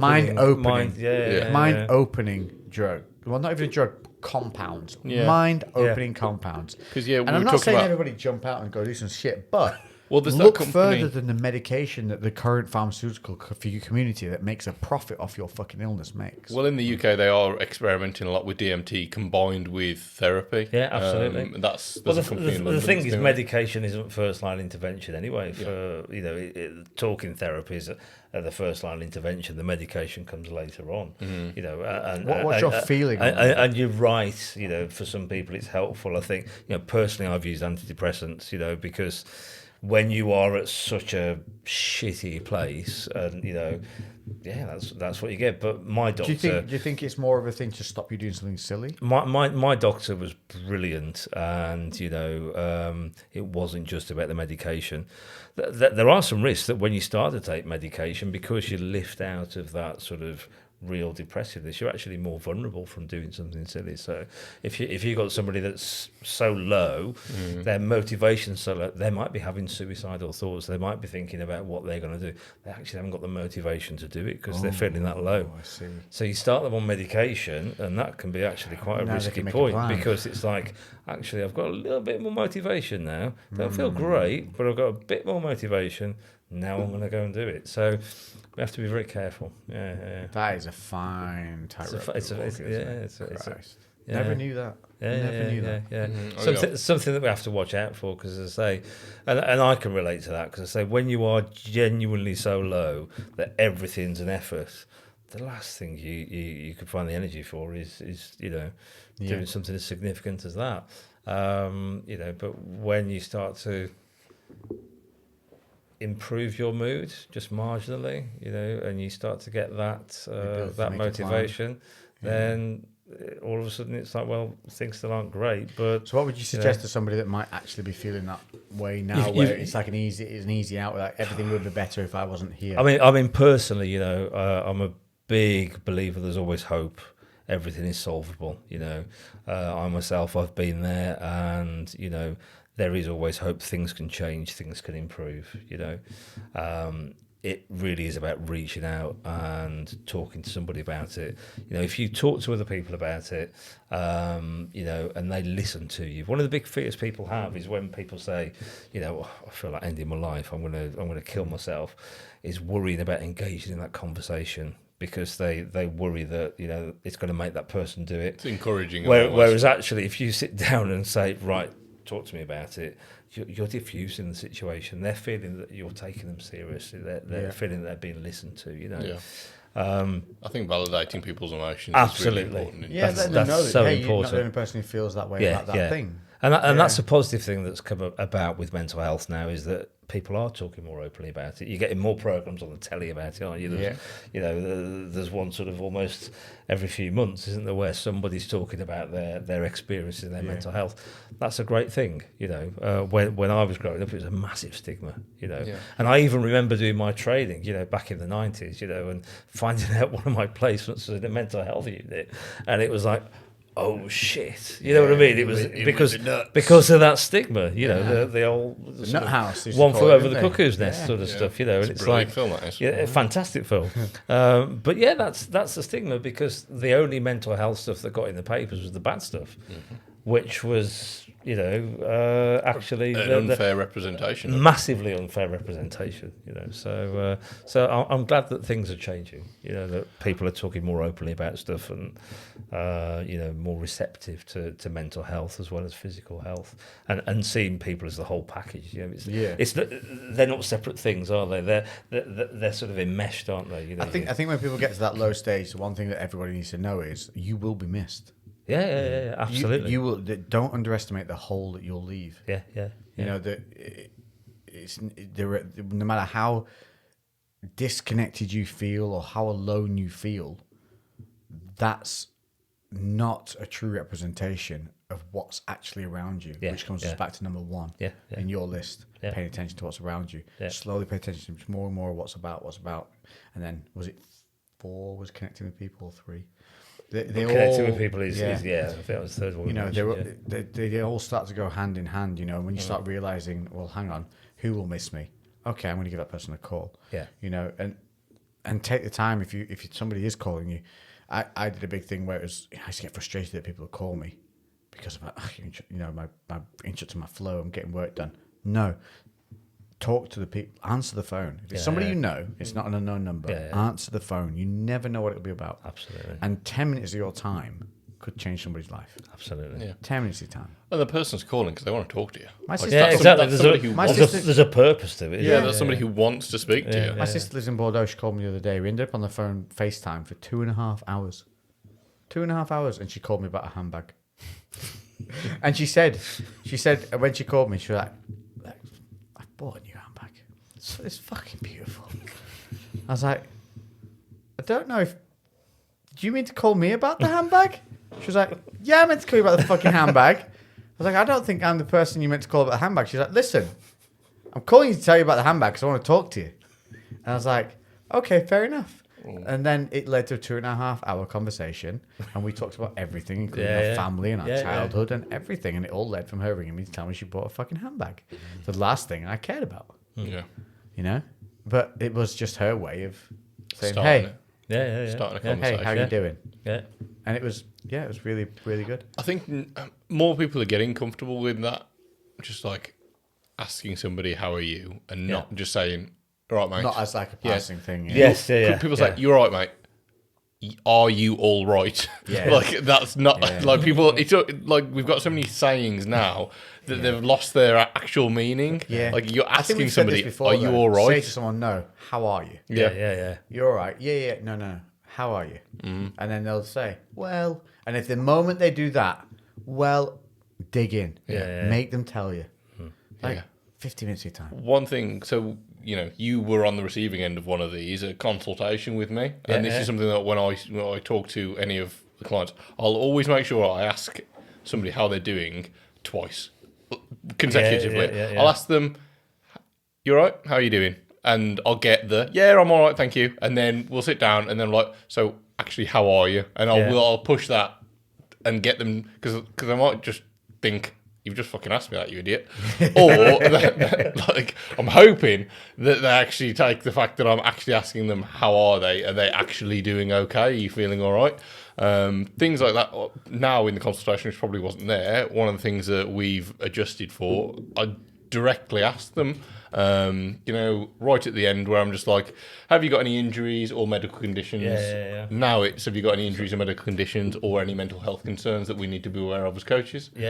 Because that's something that's so much more important, if anything, whether you tore your hamstring back in 1998, like how are you doing right now? Because the coaches we've got are mental health first aiders. And that's something. Absolutely. Oh, wow, really? So that's like a qualification. That's good, isn't it? Yeah, and that's something, well, like all the team was trying to do that, because that's something that's, it's just a way of like us putting people, we can't do anything, but we can put you in contact with the right people who can do something. Even having the ability to spot it or, you know, have those that's little basically triggers. That's what it is. It's about having the ability to spot it and also the confidence to talk about it, isn't it? You know, because I say, you know, actually engaging in that conversation is so important. That first step, you know, just talking to somebody and validating what they're going through. You know, and you saying there they can't do anything. Actually, that's a massive thing that they're doing. You know, so I didn't mean that they. No, can't. I know what you mean, but they're starting the ball rolling. They're starting the ball rolling, and that's so powerful. Yeah, it's Especially not like I was somebody going to who's say. no physical contact with another human, like maybe no family around them or anything like that. Having somebody sit and say, "No, how are you doing?" Yeah. Well, that's the thing. Some people really are lonely, aren't they? They don't have those connections. They don't. Dude, I talk to one of my postmen sometimes for like 20 minutes at the door because I feel like he doesn't have anybody to talk to. Yeah. Yeah, and he's like, you, and then when he sees me, he goes, all right. He's really happy when he sees me, you know. So I've taken a moment out of my day to just say, how you doing? How's your knee? How's this happening? He's an old bloke, so kicking, fucking working, you know. Fair play to him. And the other day, I actually like tracked him down because he had a Volkswagen van. And I was like, dude, have you heard about the Volkswagen like claims if you leased the van from them? So he got screwed over by this van. He got a big charge back on it when he handed it back in. And I remembered it from our conversations. And I heard on the radio that they screwed up with their emissions or some shit like that. Something in their lease. Something in their lease. And I was like, if you had a Volkswagen lease, but I ran out and stopped him. He was like, we already had a chat at the door and I forgot to tell him. I ran back out and I was like, listen, mate, you remember that Volkswagen van? Your problems? Yeah. So you lease it? It's like, yeah. Dude, have you checked out the scandal that went on? You can get a load of money back from your lease. He's like, no, because he's an old bloke. He doesn't know about anything like this. And I was like, I'll look at that. Cheers, thanks, cheers. And he went off with a smile on his face and walked back into the house being like, if I can put some good out in the world today, bit of a fucking ripple. Hope that goes. You know what I mean? Absolutely. But I did it every time I make the effort to just set the time aside for that, you know, and take a moment. Sometimes too much. Sometimes I press people too much, especially my neighbours. Sometimes they walk in, I'll be like, how you doing? I'm chatting, and I'll be like, so what else are you up to? And they're like, what's he walking on? They don't think I'm a spy for the council or something. How many people are actually in your home?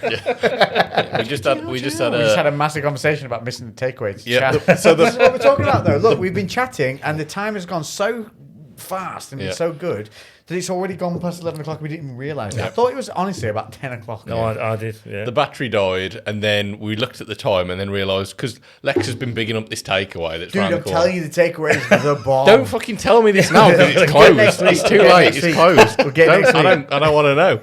We're going to have to just get whatever scraps we can find. Scraps. We're literally on scraps. We go. Everything I own, for some fucking reason, is frozen. Like, if we want anything now, we have to wait till tomorrow. Tomorrow morning. I don't know what to do. I look at it, I'm like, that needs cooking. Freezer. What the fuck? Cook it, you tit. That's what I mean this week. That's what this week was. Even that, I looked at meat going off and went, I'm not going to cook that in time. Froze it. Rather than being proactive and going, okay, let's use this now. It needs fucking using. And I said, this bitch fucking week, man. I have literally no idea what we were talking about before we... Not a clue. I just know I refilled his whiskey. You refilled my whiskey with that, which This is the very burnt nice. ends, Burnt isn't it? ends, Nice, that's mate? very nice. Isn't it good? So you would expect it to be really smoky, but it's actually, because it's in, look, it's peated and sherry finished. So you get that kind of like sweetness from Yeah, the it's sherry really coming smooth. through. Yeah. It's lovely, isn't it? It is. This is one of these ones that did the black cherry rum that we liked and stuff as well. Was it them? Oh, I don't know. It's the same bottle. No, it's the same bottle. I don't think it is the same. Is it the same people? Yeah, because that was like... It's a small batch one. You know it's always good when it's a Yeah, small batch. yeah. They put some effort in. One thing I wanted to talk about is something that happened literally today with me. So I went over to my grandparents. I visit them like as frequently as I can. Your granddad And sounds awesome. I've mentioned this a few times on the podcast. My nan, she's 70 years old, and I've not had full insight to my entire nan's mental health, but she's always been fairly happy-go-lucky. She's always been quite outgoing, chatty, friendly since COVID. It's really wiped her out. And her exact words today when I saw her, that she's struggling with her mental health. Okay. And it's something that I'm always pushing her to try to go out a bit more and socialise Is she and still build. scared? Do you want going out? Yeah, and build her For confidence fuck's sake, back up. fuck you, British government, and every fucking. No, there's country been involved in that. massive scaremongering. With, Fucking with assholes. It, It was the fucking flu by the last year. Fuck you guys. Fuck, I'll punch every one of you in the dick. Honest to God, they fucked so many people. No, absolutely. They've trashed businesses, Yep. ruined some upstarting businesses Yeah. for no good fucking reason. Well, the suicide rates and Yeah, well, you look at my line of work, and as I say, the thing that really frustrates me is, if you look at a child, if you've got a 10-year-old, 2 years out of their life is a massive proportion of their life. You know what I mean? Yeah. It's had a massive impact, and I do think, I'd like to hear more about you, Dan, but in terms of anxiety that's come from COVID because of the message that's been given, really, it's really difficult. Yeah, I can imagine it's elderly people, I suppose, are maybe slightly more vulnerable because they have almost been targeted as Yeah. Like factually, the You're at old risk, people you're at risk, you're at are risk. more at Yeah. risk. That is obviously a fact, and they're already like, oh God, I've not got long left. I can't risk, Let's not doing forget anything. they too went through a dangerous. war where the radio told them what the fuck to do to live, to not die. Exactly. So they're quite believing of Oh the yeah, government. 100%. yeah, They yeah. trust the fucking shit that Yeah. they hear on the news. Whereas anything I hear, again, maybe it's me, but if an authority tells me something, I'm like, what's your agenda? That's always the first thought that comes into my head. I do not trust. I'm not I don't think the government is pure evil, but I always think that my best interests are on at heart because why the fuck would they care about me? Yeah. So I'm just I need to take as much What's your information. bottom line? Yeah, I'm just I'm trying to take some information from it, pinch of salt, put it in reality, where am I? Look at the research. Yeah, what's yeah. actually happening? But my 70-year-old nan, she still drives 10 to 2 or whatever the fuck it is. Fuck me. I'm not joking. Yeah. She feeds the wheel. steering wheel through. Because somebody told her to do that, so she's like, okay, that's what I do. And that's that generation. That's how that works. And so the man on the TV tells you that this thing's dangerous and you need to stay inside. It doesn't matter that it's all fucking over now, practically. She still is too... She wanted to go skydiving. It was her 70th birthday earlier this month. She wanted to go skydiving for her 70th birthday. That's what she always said she wanted to do, a few years ago. Now, she struggles to even go in the front garden and do the weeding because she's worried about people going past. Fuck you, Boris. That's how scared she is. I get her out. I am trying to gently encourage her and push her and even go into the range with her so we can walk around, and she'll wear a mask fucking walking around the streets. See, that is dreadful. It is, And I it think is. Do you know the whole thing of fucking masks was a way they managed us to consistently remind us negative things around. Because why? At the beginning of the fucking pandy, right? Everybody was fully aware, does fuck all. Fast forward 2 years later, everyone's like, gotta wear the mask. Fucking, where did the change happen? And why? And I tell you why. Because they wanted you wearing it out in public so that there was a physical reminder for you wherever you went to see something that reminded you there was a problem. But if they let us all out with no masks on, knowing full well that was absolutely fine, everyone would go back to normality very quickly and forget what was happening. They wanted the physical reminder to be there. And it is still there now. You see people walking down the street. Who the fuck are you getting COVID from the trees? What the fuck? There's been no evidence of it passing out in environmental environments. Environmental environments, not true. Outside environments. Outside environments. Yeah. None. Even in like bloody fucking rallies and all kinds of things that are going on. Like, it caused minimal spiking. Yeah, out in the open. Yeah, and there was barely anything. Barely even no real death rate increases. Yeah. But So the fear that they've that's the more dangerous put on side of people, things. and as I say, anxiety and people who are naturally more anxious. It's But fed this is into the that after effect. massively. Look how long Yeah, absolutely. nobody else is fucking thinking about it anymore. Yeah. His gran is still will barely go in the front garden. Yeah, that's awful. Fucking disgusting. Yeah, and- they need and- to put an announcement on the news. You no longer need to worry. Go about your normal daily lives. She's had all fucking 4 jabs now. I'm just like, she's 4? bulletproof. That's 4? Yeah, she's going to live forever. Yeah, how many jabs can you have though? I mean, that's the thing. it's going to be Resident Evil. Is what it's going to be. Yeah, exactly. Jesus Christ. She's topped up the top up of I'm her going to get top a up. barbed Like, wire baseball bat out. Fucking umbrella company. Here's Raccoon City is on its fucking way. Well, that's it. There's the financial incentive to keep talking about it, and there's a whole monkeypox thing. I don't fucking know. Oh, that could get fucked. You know what my nan said today? Well, my granddad told me, and my nan was like, "Don't over exaggerate." So she got a charity. You know, you get the charity bags for any clothes that you might want to be getting rid of. You get like a charity bag. So my nan brought that in on her foot because she didn't want to touch it because it might have monkeypox on it. That's where she's at right now. Going in, like, bearing in mind, so my nan's like 4'8". She always used to walk around in like leopard print, fucking random clothes, rainbow clothes. She would talk to anybody. She was like the most chatty person ever. Wow. She used to go out dancing multiple times a week. She, like I said, wanted to go do a skydive on her 70th birthday. Like one of the most outgoing, chatty, friendly people ever. That you couldn't keep her inside. You couldn't stop her talk. Like I used to get pissed off as a kid when because I was mainly raised by my grandparents. I couldn't walk anywhere with her because she wouldn't stop fucking talking to her. Now she's too scared to even go out. Like to see that. What would you say to this? That's a really tricky one, isn't it? Because I think we've got that, without being political, the government message that's out there. Yeah. I mean, it's interesting, isn't it? Sidetracking a bit, but I've had all this about the parties. It was okay for them to party, so they must have known that it wasn't as bad as they were telling everybody else. Yeah, we could all see the bullshit. And then once all that comes out about Boris, they announced this windfall tax that they weren't going to do. So there's always smoke and mirrors. There's always stuff going on. Yeah. In terms of your nan, I mean, she's a vulnerable member of society. She's an older member of society, and it's true, that you're fed all of this stuff. It does have an impact, you know. Does she still have a lot of social connections? Is she still? Nope. So you're her social. You're her house. So she used to go out dancing, see her friends all the time. She's too scared to go out. Why don't you, Emma, plan an outing with your nan and gran? I do this fairly regularly. So now I've got my nan meets up with Emma's mom, and they go out for a dog walk every week. Fantastic. And they go. It's a sand quarry, so it's extremely secluded. You never really see people. So she's comfortable to go out, and my nan and Emma's mom get on really well. Yeah. They just click, and it was just something that me and Emma were just like, why don't we introduce them properly? Because they've met, but they've never they get on great, and that's like a big thing. We're trying to encourage, but my nan's so fearful that it is hard work to do that. I'm literally shut up, you're coming with me now.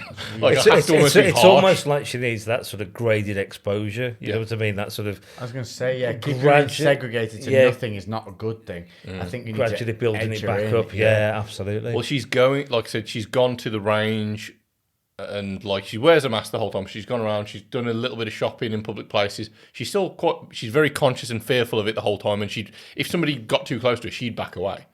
God, that's so fucking sad. Like it's that's just because sad. that's still, Makes me angry. but it's not just affected that; it's affected other things in her life. So right before COVID, was it right before? No, actually, it wasn't. This was probably after maybe the second lockdown. We bought.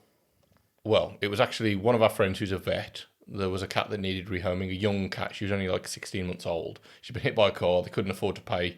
So they were going to put her down. But my friend who's a vet, basically, they refused to put them down. When that was. It was probably like... We talked about yeah. it, so we must have been able to be in contact. And we'd recently lost our dog. This was when, during lockdown, I was living with my grandparents. We'd lost the dog. I was moving into our new house. So my nan had lost the dog who she spent all the time with. Their cat had died not too long previously, and then I'm about to move out. So they've just gone from like all of these things. Plus, not going into too much, but my granddad had multiple issues because he's 83. He's a fair bit older than my nan. Still awesome. Trying to climb ladders even with vertigo. And Proper old man. Right, fucking doing it anyway. yeah. So like all of these factors. So it was like we need to like. I said to my nan, "Look, somebody needs to home this cat." And my nan was like, "Yep, okay, I'll be doing that." So she's got Luna, the cat, but it's like the best part about my nan's day is being with the cat. But she's constantly like, Luna's not sleeping in a normal spot. Luna just jumped over a fence. Luna's just done this. Luna's just done that. She's So like, the anxiety is yeah, she's got massive there, severe isn't it? anxiety. Yeah. And I said to her today, I was just like, "How were you when my mum was born?" Because I don't have that much connection with my mum. I don't really know what that relationship was like. And she was like, "Oh, I was fine. I was never too stressed." I was like, "What? Like, why have you become so anxious about everything?" And she said it's all because of everything that's gone on recently with COVID. And I think that compounded with my granddad's multiple issues that he's had. So that strength pillar's been removed from your granddad a little bit. But also she's realised, she's always known, like he was 13 years older than her, which when you're young, that doesn't matter. Okay. When you're 70, when you're 70 and 83, that's a big difference. A lot of aging happens. Coming into it. Yeah, and then she's just like, fuck, I'm going to lose this person because he's a very strong-willed character. My nan's very... She's chatty and friendly, but she'll go with the flow. Yeah. My granddad's like, no. Yeah, he'll say no, he'll say yes. You do it his way or you don't do it at all. He's a strong, like, traditional old man. And now he's like, you know, he's more vulnerable. She's just realised, fuck, I might be on my own. And this is something, I wish this was a joke. And I almost wish that it wasn't as theatrical as it is, because they used to go out on cruises all the time. Every year they'd go out on a cruise with their friends. They've gone around the fucking world, seen everywhere. They won't do that anymore, or my nan's refusing to do that anymore. Yeah, I remember you saying that. And she said the next time we go out on a cruise, we're going to be jumping off the back of it. And they've literally said that that's what she wants to do. And I'm like, We've been here long enough now, Roger. Off we go. yeah. And I'm like, oh, thanks, Nan. I appreciate you telling Cheers, me that. I appreciate. Hello. Still here. Still love you. Yeah, it's like you're gonna, you and Grandad have got a suicide pact going on. Yeah, I appreciate. There will be a hole, big hole in my life, Nan. Big hole. But that's like, that's not a joke for her. No. Like that's because how her she's looking at everything in such works. Demise now because of this thing. Like, I'm not, can't do this, can't do that. Well, what's the point? Yeah. All of her world revolves around my granddad, who's an antisocial 83-year-old man. And she's still young. She's fit. She's young. She's 70, but she's fit and active. She's healthy. She's like, she goes out on these walks, and Kim, Emma's mom, is getting shown up sometimes, and she's like, my nan's like jumping over fences and climbing stuff because she's still she's only like 4'8". She's like basically, like small animals don't age like like a small dog. She's like doesn't the have longer 23-year-old lifespan she's than like a big 23-year-old dog. cat that looks like 13. Yeah, she is. She's like still very active and fit and healthy, and there's a couple of aches and pains and stuff like that, but very, very healthy. And she's almost like, she's visualizing herself the same as how my granddad is, and like self-limiting herself. And I spoke about it today, thinking that I think that I'm pushing her, Emma's pushing her, Emma's mom's working with her. Like, she occasionally seeing friends, and she did say today that she's willing to like start going out. And she said that I don't care what Vic, my granddad, is going to do. She's going to start going out on little walks because it makes her feel better because she knows that getting out in nature or just getting out and walking makes her feel a bit stuck in the better. house for like a year. You don't leave the house. It's coming up to 2 years. Yeah. And Literally. And there's people like that around. She's not the only one. Yeah. I was speaking to somebody else who does dog walking. One of my friends that I bought motorbikes from him. His wife does dog walking. She was saying there's elderly couples who would not come out their front door for the entirety of that COVID period. So they hadn't left the house for 2 years. Can you imagine what mental state they must be in? But think back to what we were saying about connectedness. I mean, how disconnected from everybody else, you know. And at that age, that's whenever she leaves one foot in the grave at that point, isn't it? Like if you're not talking, what's the point? That's where you need reason to be living. Yeah, you need that's your purpose vitality. Is other people doing things. Whenever she sees her friends, whenever she does, because a few times now we've been pushing her because we did like a little surprise birthday party for her and we had a few people over and we met in the back garden and stuff like that. It's like the best day she has. It's like she's so happy with it and she knows that she feels great, but she just still can't work up the courage to do it. And I feel like now I'm at a point where I've applied as much pressure from as many separate forces as I'm able to, and I'm just like I really think that I'm going to book some therapy for her and just I think you should pick her up and be like, "Nan, get in the car, we're going." Opinions from a professional. No, I think you're absolutely right. For me, it's that graded exposure and sort of gradually doing things and having that support around her. But yeah, it might be worth actually seeing somebody as well to talk it through. The problem is, if we think about it, if you're cooped up in your house for 2 years and every time you switch the telly on, you're told about the death rate, the statistics, and all that sort of Who stuff. watches TV anymore? Yeah, For a year, you know what I mean? I only watch streamed stuff that of my choosing. But that generation, they're still watching the propaganda. for a year and a half, yeah. all they had on, and I wish I was daily joking. death rate, and All it was the news on loop. Fuck me. Nothing You other than may the as news. well just go and stand in like a politician's house for the full 2 years and just hear bullshit. Fuck me. Yeah. If all you watch is the news, you have no clue what's actually going on in the But world. I would go over and I'd hear the same thing repeated. So So they're it's just a loop, isn't yeah, it? it's just negative. constant It's just loop. negative stuff because obviously that's all that makes it into the news. Groundhog Day. Just on loop. So then they're just over and over being told 10,000 deaths. Yeah. 10,000 deaths, 10,000 deaths, 10,000 deaths. So that's where I'm at now. Like after the conversation today, and the fact that my nan's very aware that it is mental health, which is kind of That's good, surely. it kind of made me feel sad in a way because like you feel like when somebody's older, especially somebody who's 70, she's lost her parents, she's lost lots of friends, she's been exposed to so much trauma. And like you feel like you toughen up as you get older. You have these experiences and you learn from them, and it helps you grow. And I think that does happen in a lot of cases. Yeah. But even somebody who's lived an entire 70 years has then had such a fucking curveball thrown at them that they don't know how to deal with that. And I'm just like, so when you say, "Oh, I think I've got my shit together," and then all of a sudden you're like, "Oh no, you haven't." Imagine that at 70 years old. You think you've got your shit together. You've already got And all like, these other surprise, mortalities motherfucker. Surprise, motherfucker. Here's a fucking global pandemic. Yeah. Like, deal Have with a that pandy. now. Deal with that. So, I don't know. It just made me feel like I felt for a while that with constant encouragement. Today, I said to Emma after I left my nan's, I was like, I feel like it's a full-time job to get my nan back on track, and I haven't got the time, and I feel guilty for that. But I feel like I'm still probably not the right person. Maybe a therapist, maybe somebody who's maybe got, because this has got to be a very common theme, I would have thought, in therapy right now, people with severe health anxiety because of... Be worth reaching out to the GP, without being political, if you can get a bloody appointment. Yeah, I'll probably get a GP. But and then there are older age mental health services, so that would be a good thing to do. There are actually specific services. Yeah, absolutely. Yeah, definitely hit them up. Yeah, absolutely. Because they'll be dealing with the same thing over and over. Yeah, and over exactly. and over. It's not going to be new to them. Going to be a unique It's not issue, everyone though. That's the thing. Because my granddad doesn't give a fuck. He'll go around. He'll go around and lick door handles if somebody asked him to. He doesn't care. Realistically, he doesn't give a shit about any of it. He don't care about COVID. He just doesn't want to talk to anyone. That's all.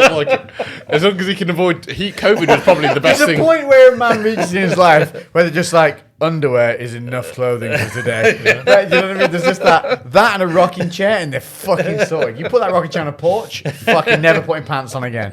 Just get me a shotgun. I'm good. This is me for the rest of time until I'm done.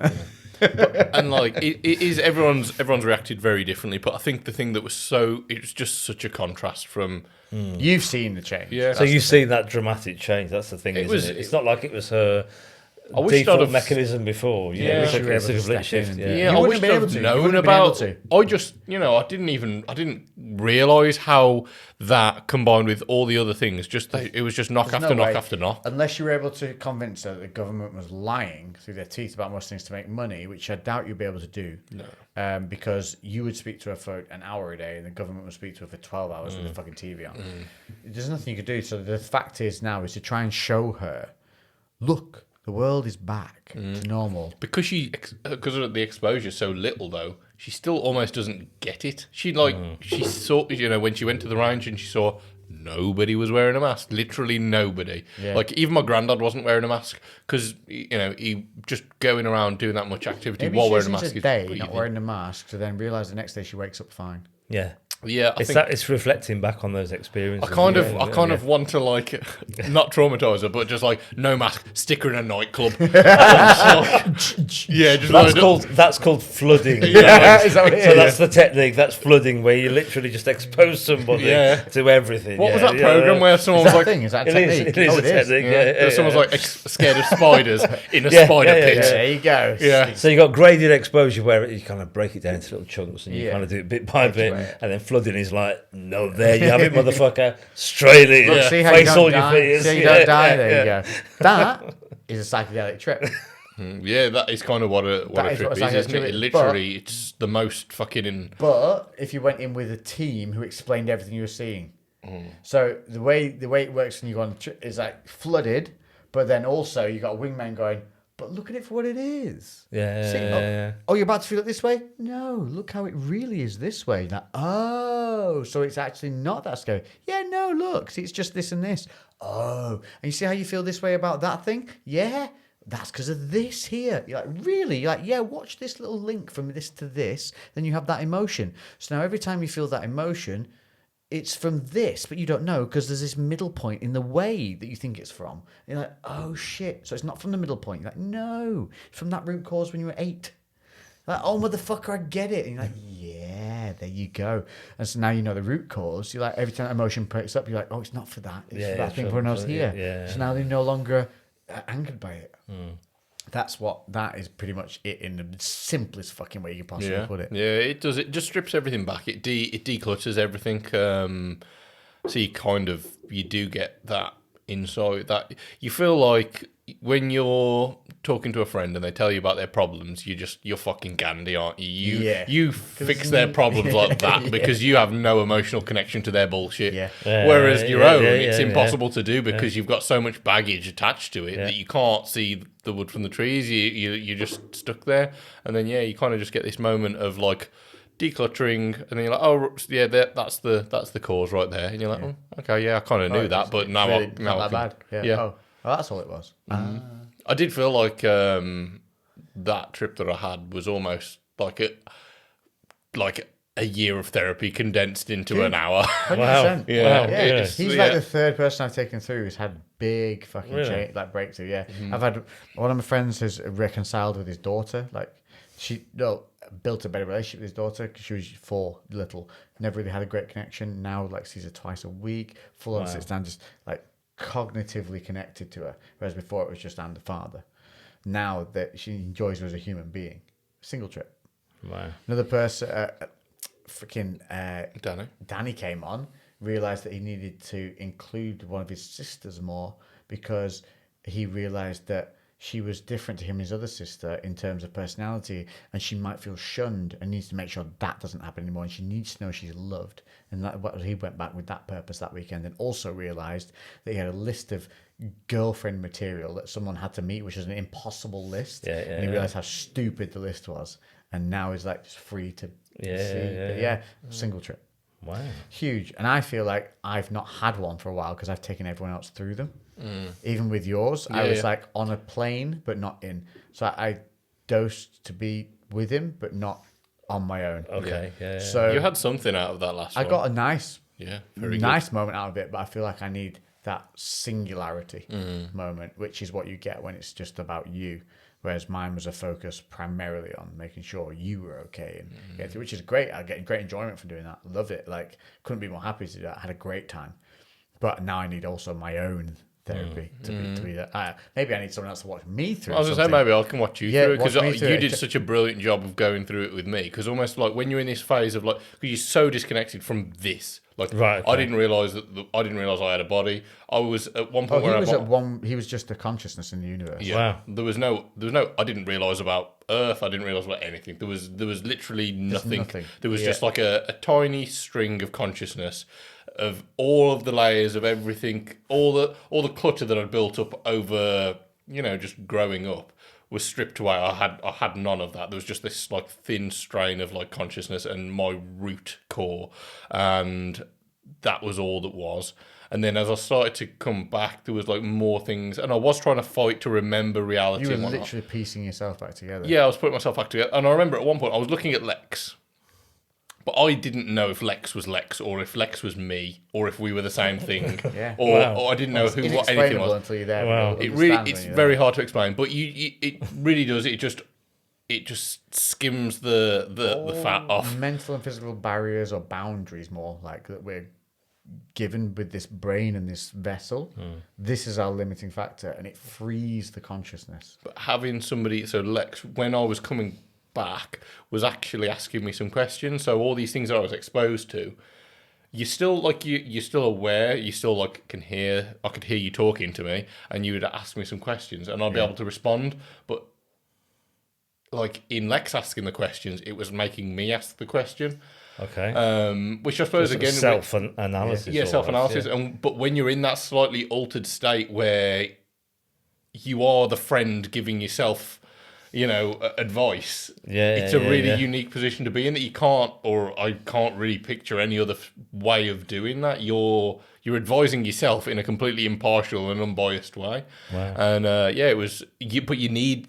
I feel like you need somebody to push you, because if you don't have that external stimulus to guide you, you'll just go where you go, and that might be good, it might not be good, but somebody directly saying like, what are you seeing? How does that make you feel? Yeah, because I would react to what he did. So he had moments where he was just going, flesh and bone, flesh and bone, and I thought, fuck, he's gone back to a previous life as a warrior. And I had a moment where I was like, could I hold Lou down? like, fuck, he's pretty girthy. Right. But then I realized he was a consciousness, and he was trying to remember him as flesh and bone. And so, because he was like, I was like, what do you mean flesh and bone? He went, before. There was a before. Because he was part of the fucking universe. Like, he was fully segregated, gone from his body. He was gone. He was just a consciousness speaking to me through the ether. And then I realized what he was saying, and I was like, tell me about the before. What do you remember? What do you know about the before? And then that made him start questioning himself and everything that made him him. And then as he started to piece himself back together, he saw these parts that didn't quite flow like the rest of them. Like people he was not letting in, or what sticking points, or how he felt about something, or what made him, as he was putting himself back together, he saw what made him think of, oh shit, that's what made me think that, because that piece came from this part of my life. So he was piecing his life back together from past memories, but that was making him address those past memories that were coming to fruition. It was a really mad. You should to listen to that episode. Because we go into a lot more detail with it, but it just felt like it was just an extremely unique perspective, and it's that the level of disassociation that it can't help but make everything trivial.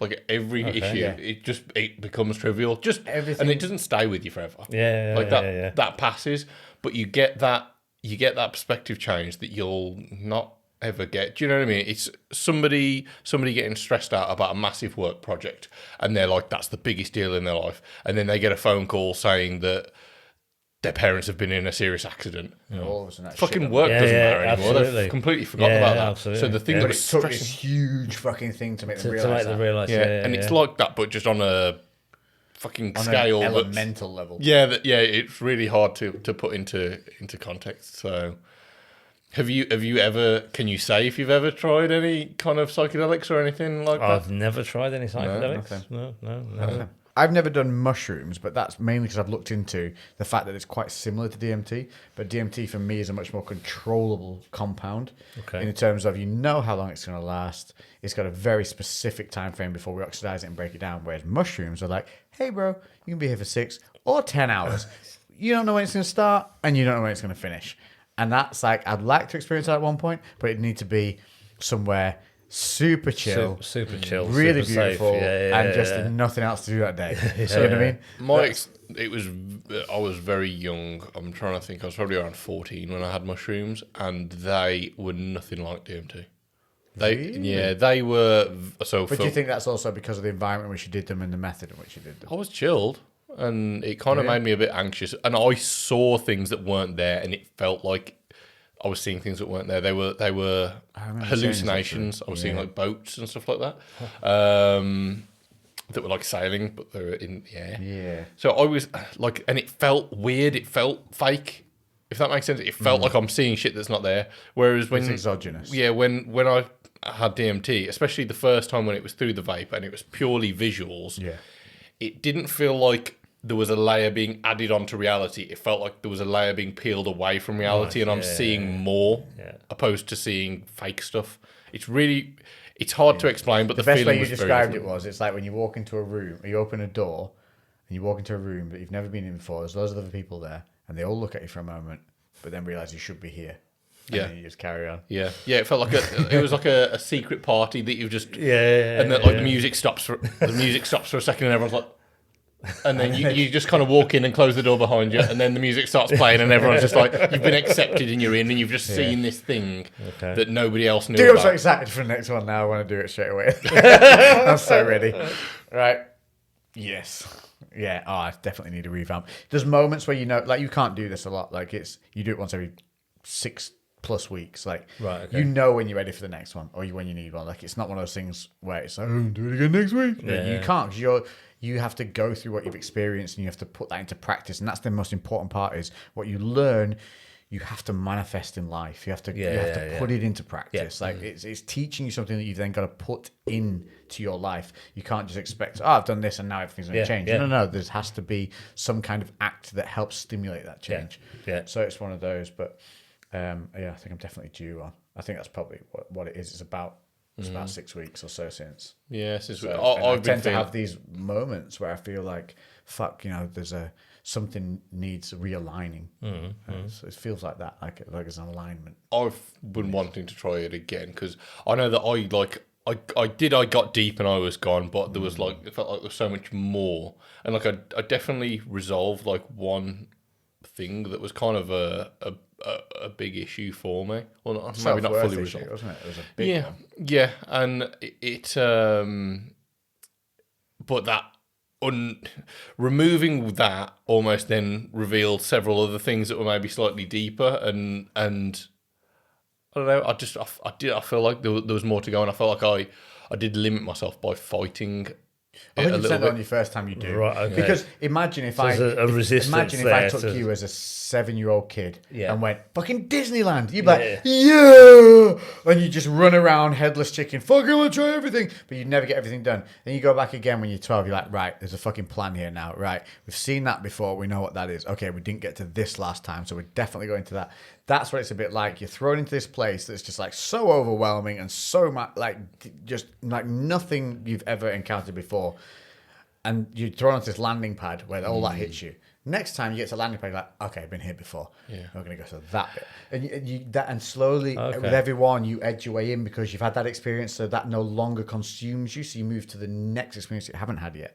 And you slowly be able to get deeper and deeper and further and further. It's like Terence McKenna, who talks a lot about DMT, and his common joke is that the only danger of DMT is death by astonishment, because it's just like it's so good. It's like so shocking. And he said himself, and he's somebody who's like a big proponent of it and talks about it a lot. He said that he didn't take much away at all from his first few trips because he was just in fucking awe, and wasn't really able to learn that much because it was just like.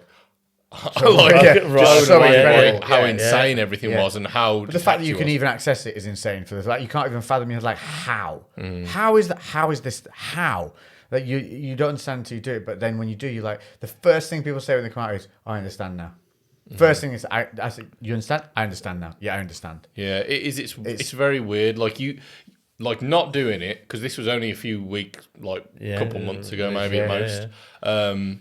You feel like you've explained tons of stuff, and I, same as everything I do when I'm going to do something, I'll do plenty of my own research and look into it as much as possible, hearing about loads of other people's stories, good and bad. I wanted to get a full grasp on the range of emotions and the range of things that you might get. It's all fucking useless when you actually Nothing can prepare you. Because you're trying to interpret something through your limited experience, This physical boundary, and that's completely separate. It's so there's a way you can feel in that field that you could never ever replicate in this body. Our emotional perception is not great enough to repeat what you feel there. Because the boundaries limit us too much. Okay. Now, through deep meditation and all that kind of thing, expanding your mind, yes, you could probably get closer. But again, that takes years and years of practice. Whereas this basically fucking wild horses and opens the gate. Fast pass to it. It's your fast boarding pass. It's like jump the queue. Trying to say, like, you've got all these sensations. You can taste, touch, smell, sound, all this. So imagine a new one. You can't imagine a new one. You think you've got taste, touch, and sense sorted? Yeah, cool. Try this. Try this one. And you're like, holy fuck, we're on level 1 of 37. Like, what the fuck? Like, even food when you're coming back and you're lucid is just like, wow. Really? It's just an insane. You taste fruit like it's never tasted before. Like it's the first time you ever tasted it. It's just there's so many. It's unfathomable that we are trapped like this. And that we don't have access to that. And I think there was definitely a point in our evolution where we had access to this. And cataclysmic occurrence stopped it. It feels 100%, like I said, that everything that we can see and experience now is almost being throttled. There's like a limit, which is just our brain's ability to process everything. It'd almost be too overwhelming or too hard for us to process that permanently. And then you just get like a peep behind it. It just like peels it back. So for a limited amount of time, you see everything. Because it doesn't make sense how, like, you've got vision, right? And you can look at your hands, you can see things, and you can then see more. Like, how can you see more? You can see this, right? That's everything. That's not everything. There's more. You can see see more in depth. You would be able to see an individual eyelash on my face from where you're sat now. Your vision becomes 4K and you're like, what the fuck? Well, saying 4K doesn't even do it. 4K doesn't do justice because it's also this whole elemental feel to it on top of there's visual on top of the visual. So you can see energy fields. You can feel. You can see emotion. Wow. You can feel music. We're so limited. It really it connects the senses in a different way, doesn't it? And that's what I like about the DMT as well. Is even people who've been through, let's call them traumatic trips. It's not like trauma you experience here on this plane. It's more of you're shown what you fear, and then it's broken down to show you why you shouldn't fear it. So it's not like when you see it, you're like, scared like a as fuck. safe trauma almost. It's almost like, see this, and you go, now look at it closer. Now let's work out why you fear this. Here's why. Here's the reason. Here's your root cause. Oh, so it's actually nothing to do with that. No, it's because you saw a movie with a dragon in it at 4 years old that scared the piss out of you because it had this one moment in the movie where it screamed loud at the TV as you were walking past it, knocked you over as a kid, and now you hate lizards or snakes. And you're like, what the fuck? You're like, yeah, what the fuck? And you're like, oh shit, the next day you're holding a snake. That's what it's like. It breaks stuff down for you like that, but on every level. It can, like, so it goes inward, it can teach you that, like, I have no fear of death. At all. At all. My only fear I have now is growing old.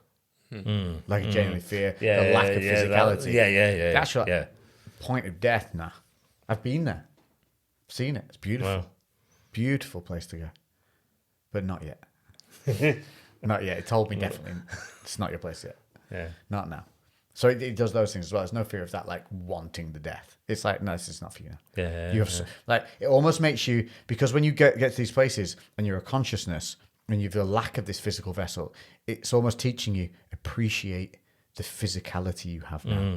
Appreciate the tactile nature of you now. Because this isn't forever. The next phase isn't like this. So appreciate this because you'll miss it.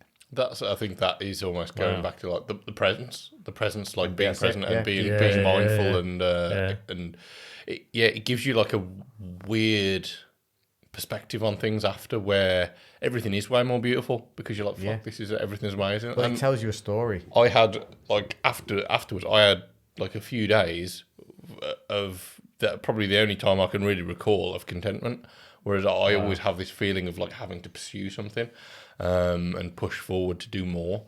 And yeah, for a few days I was just content. It was the best Yeah, because I remember feeling messaging ever. going, I've just been happy for 2 days for no reason. Yeah, like I haven't had to achieve something to feel Yeah, happy. yeah, I think you said for the first time in your life. Yeah, you I think felt it that was. way. Yeah, I don't think I've ever had to. I don't think I've happy ever for no felt that way reason. for no reason at all. Yeah. But surely shouldn't we all be blessed with that feeling? Happy for no reason? Isn't that what we were as kids? Happy for no reason. Exactly. Happy for no reason. Yeah. Because there are no troubles weighing on us. Troubles that we build up to be something they're not. It's a poignant end. Yeah. Wow. So, Matt, I did want to point when out. are you going to do drugs? Yeah. Dude, if you want to come in, I'll shaman the fuck out of you through this thing. You can tell your son no sex. I definitely think we should get you back on a question-orientated podcast where we ask the viewers, Brilliant. like, what do you want to know? And we'll just basically go, hello, Matt. And you're like, hello, Matt. Question 1. And then, boom, you come back with the clinical answers for the questions they want to know. Fabulous. What information Yeah, they I want. think I think that'd that'd be be really really That's useful. brilliant. Just to summarise the 5 Let's like, do off pillars of 5 Oh yeah, the 5 ways to well-being. That's Yeah. pillars. I like that. So, yeah. So taking notice. Yeah. Yeah. Being connected. So that was physical. Connect with physical activity. Yeah. Yeah. And doing things for others. Yeah. And what was the last I one? love the fact that we've drunk enough whiskey to make you forget your profession. So taking notice, always learning. Yeah. Oh, that was your fifth one, always learning. Yeah. That's it. So yeah, we're it was done. taking notice, physical contact or communicational contact with another human being. Yeah. Always learning. Yeah. Physical activity. Yeah. And why is always one missing?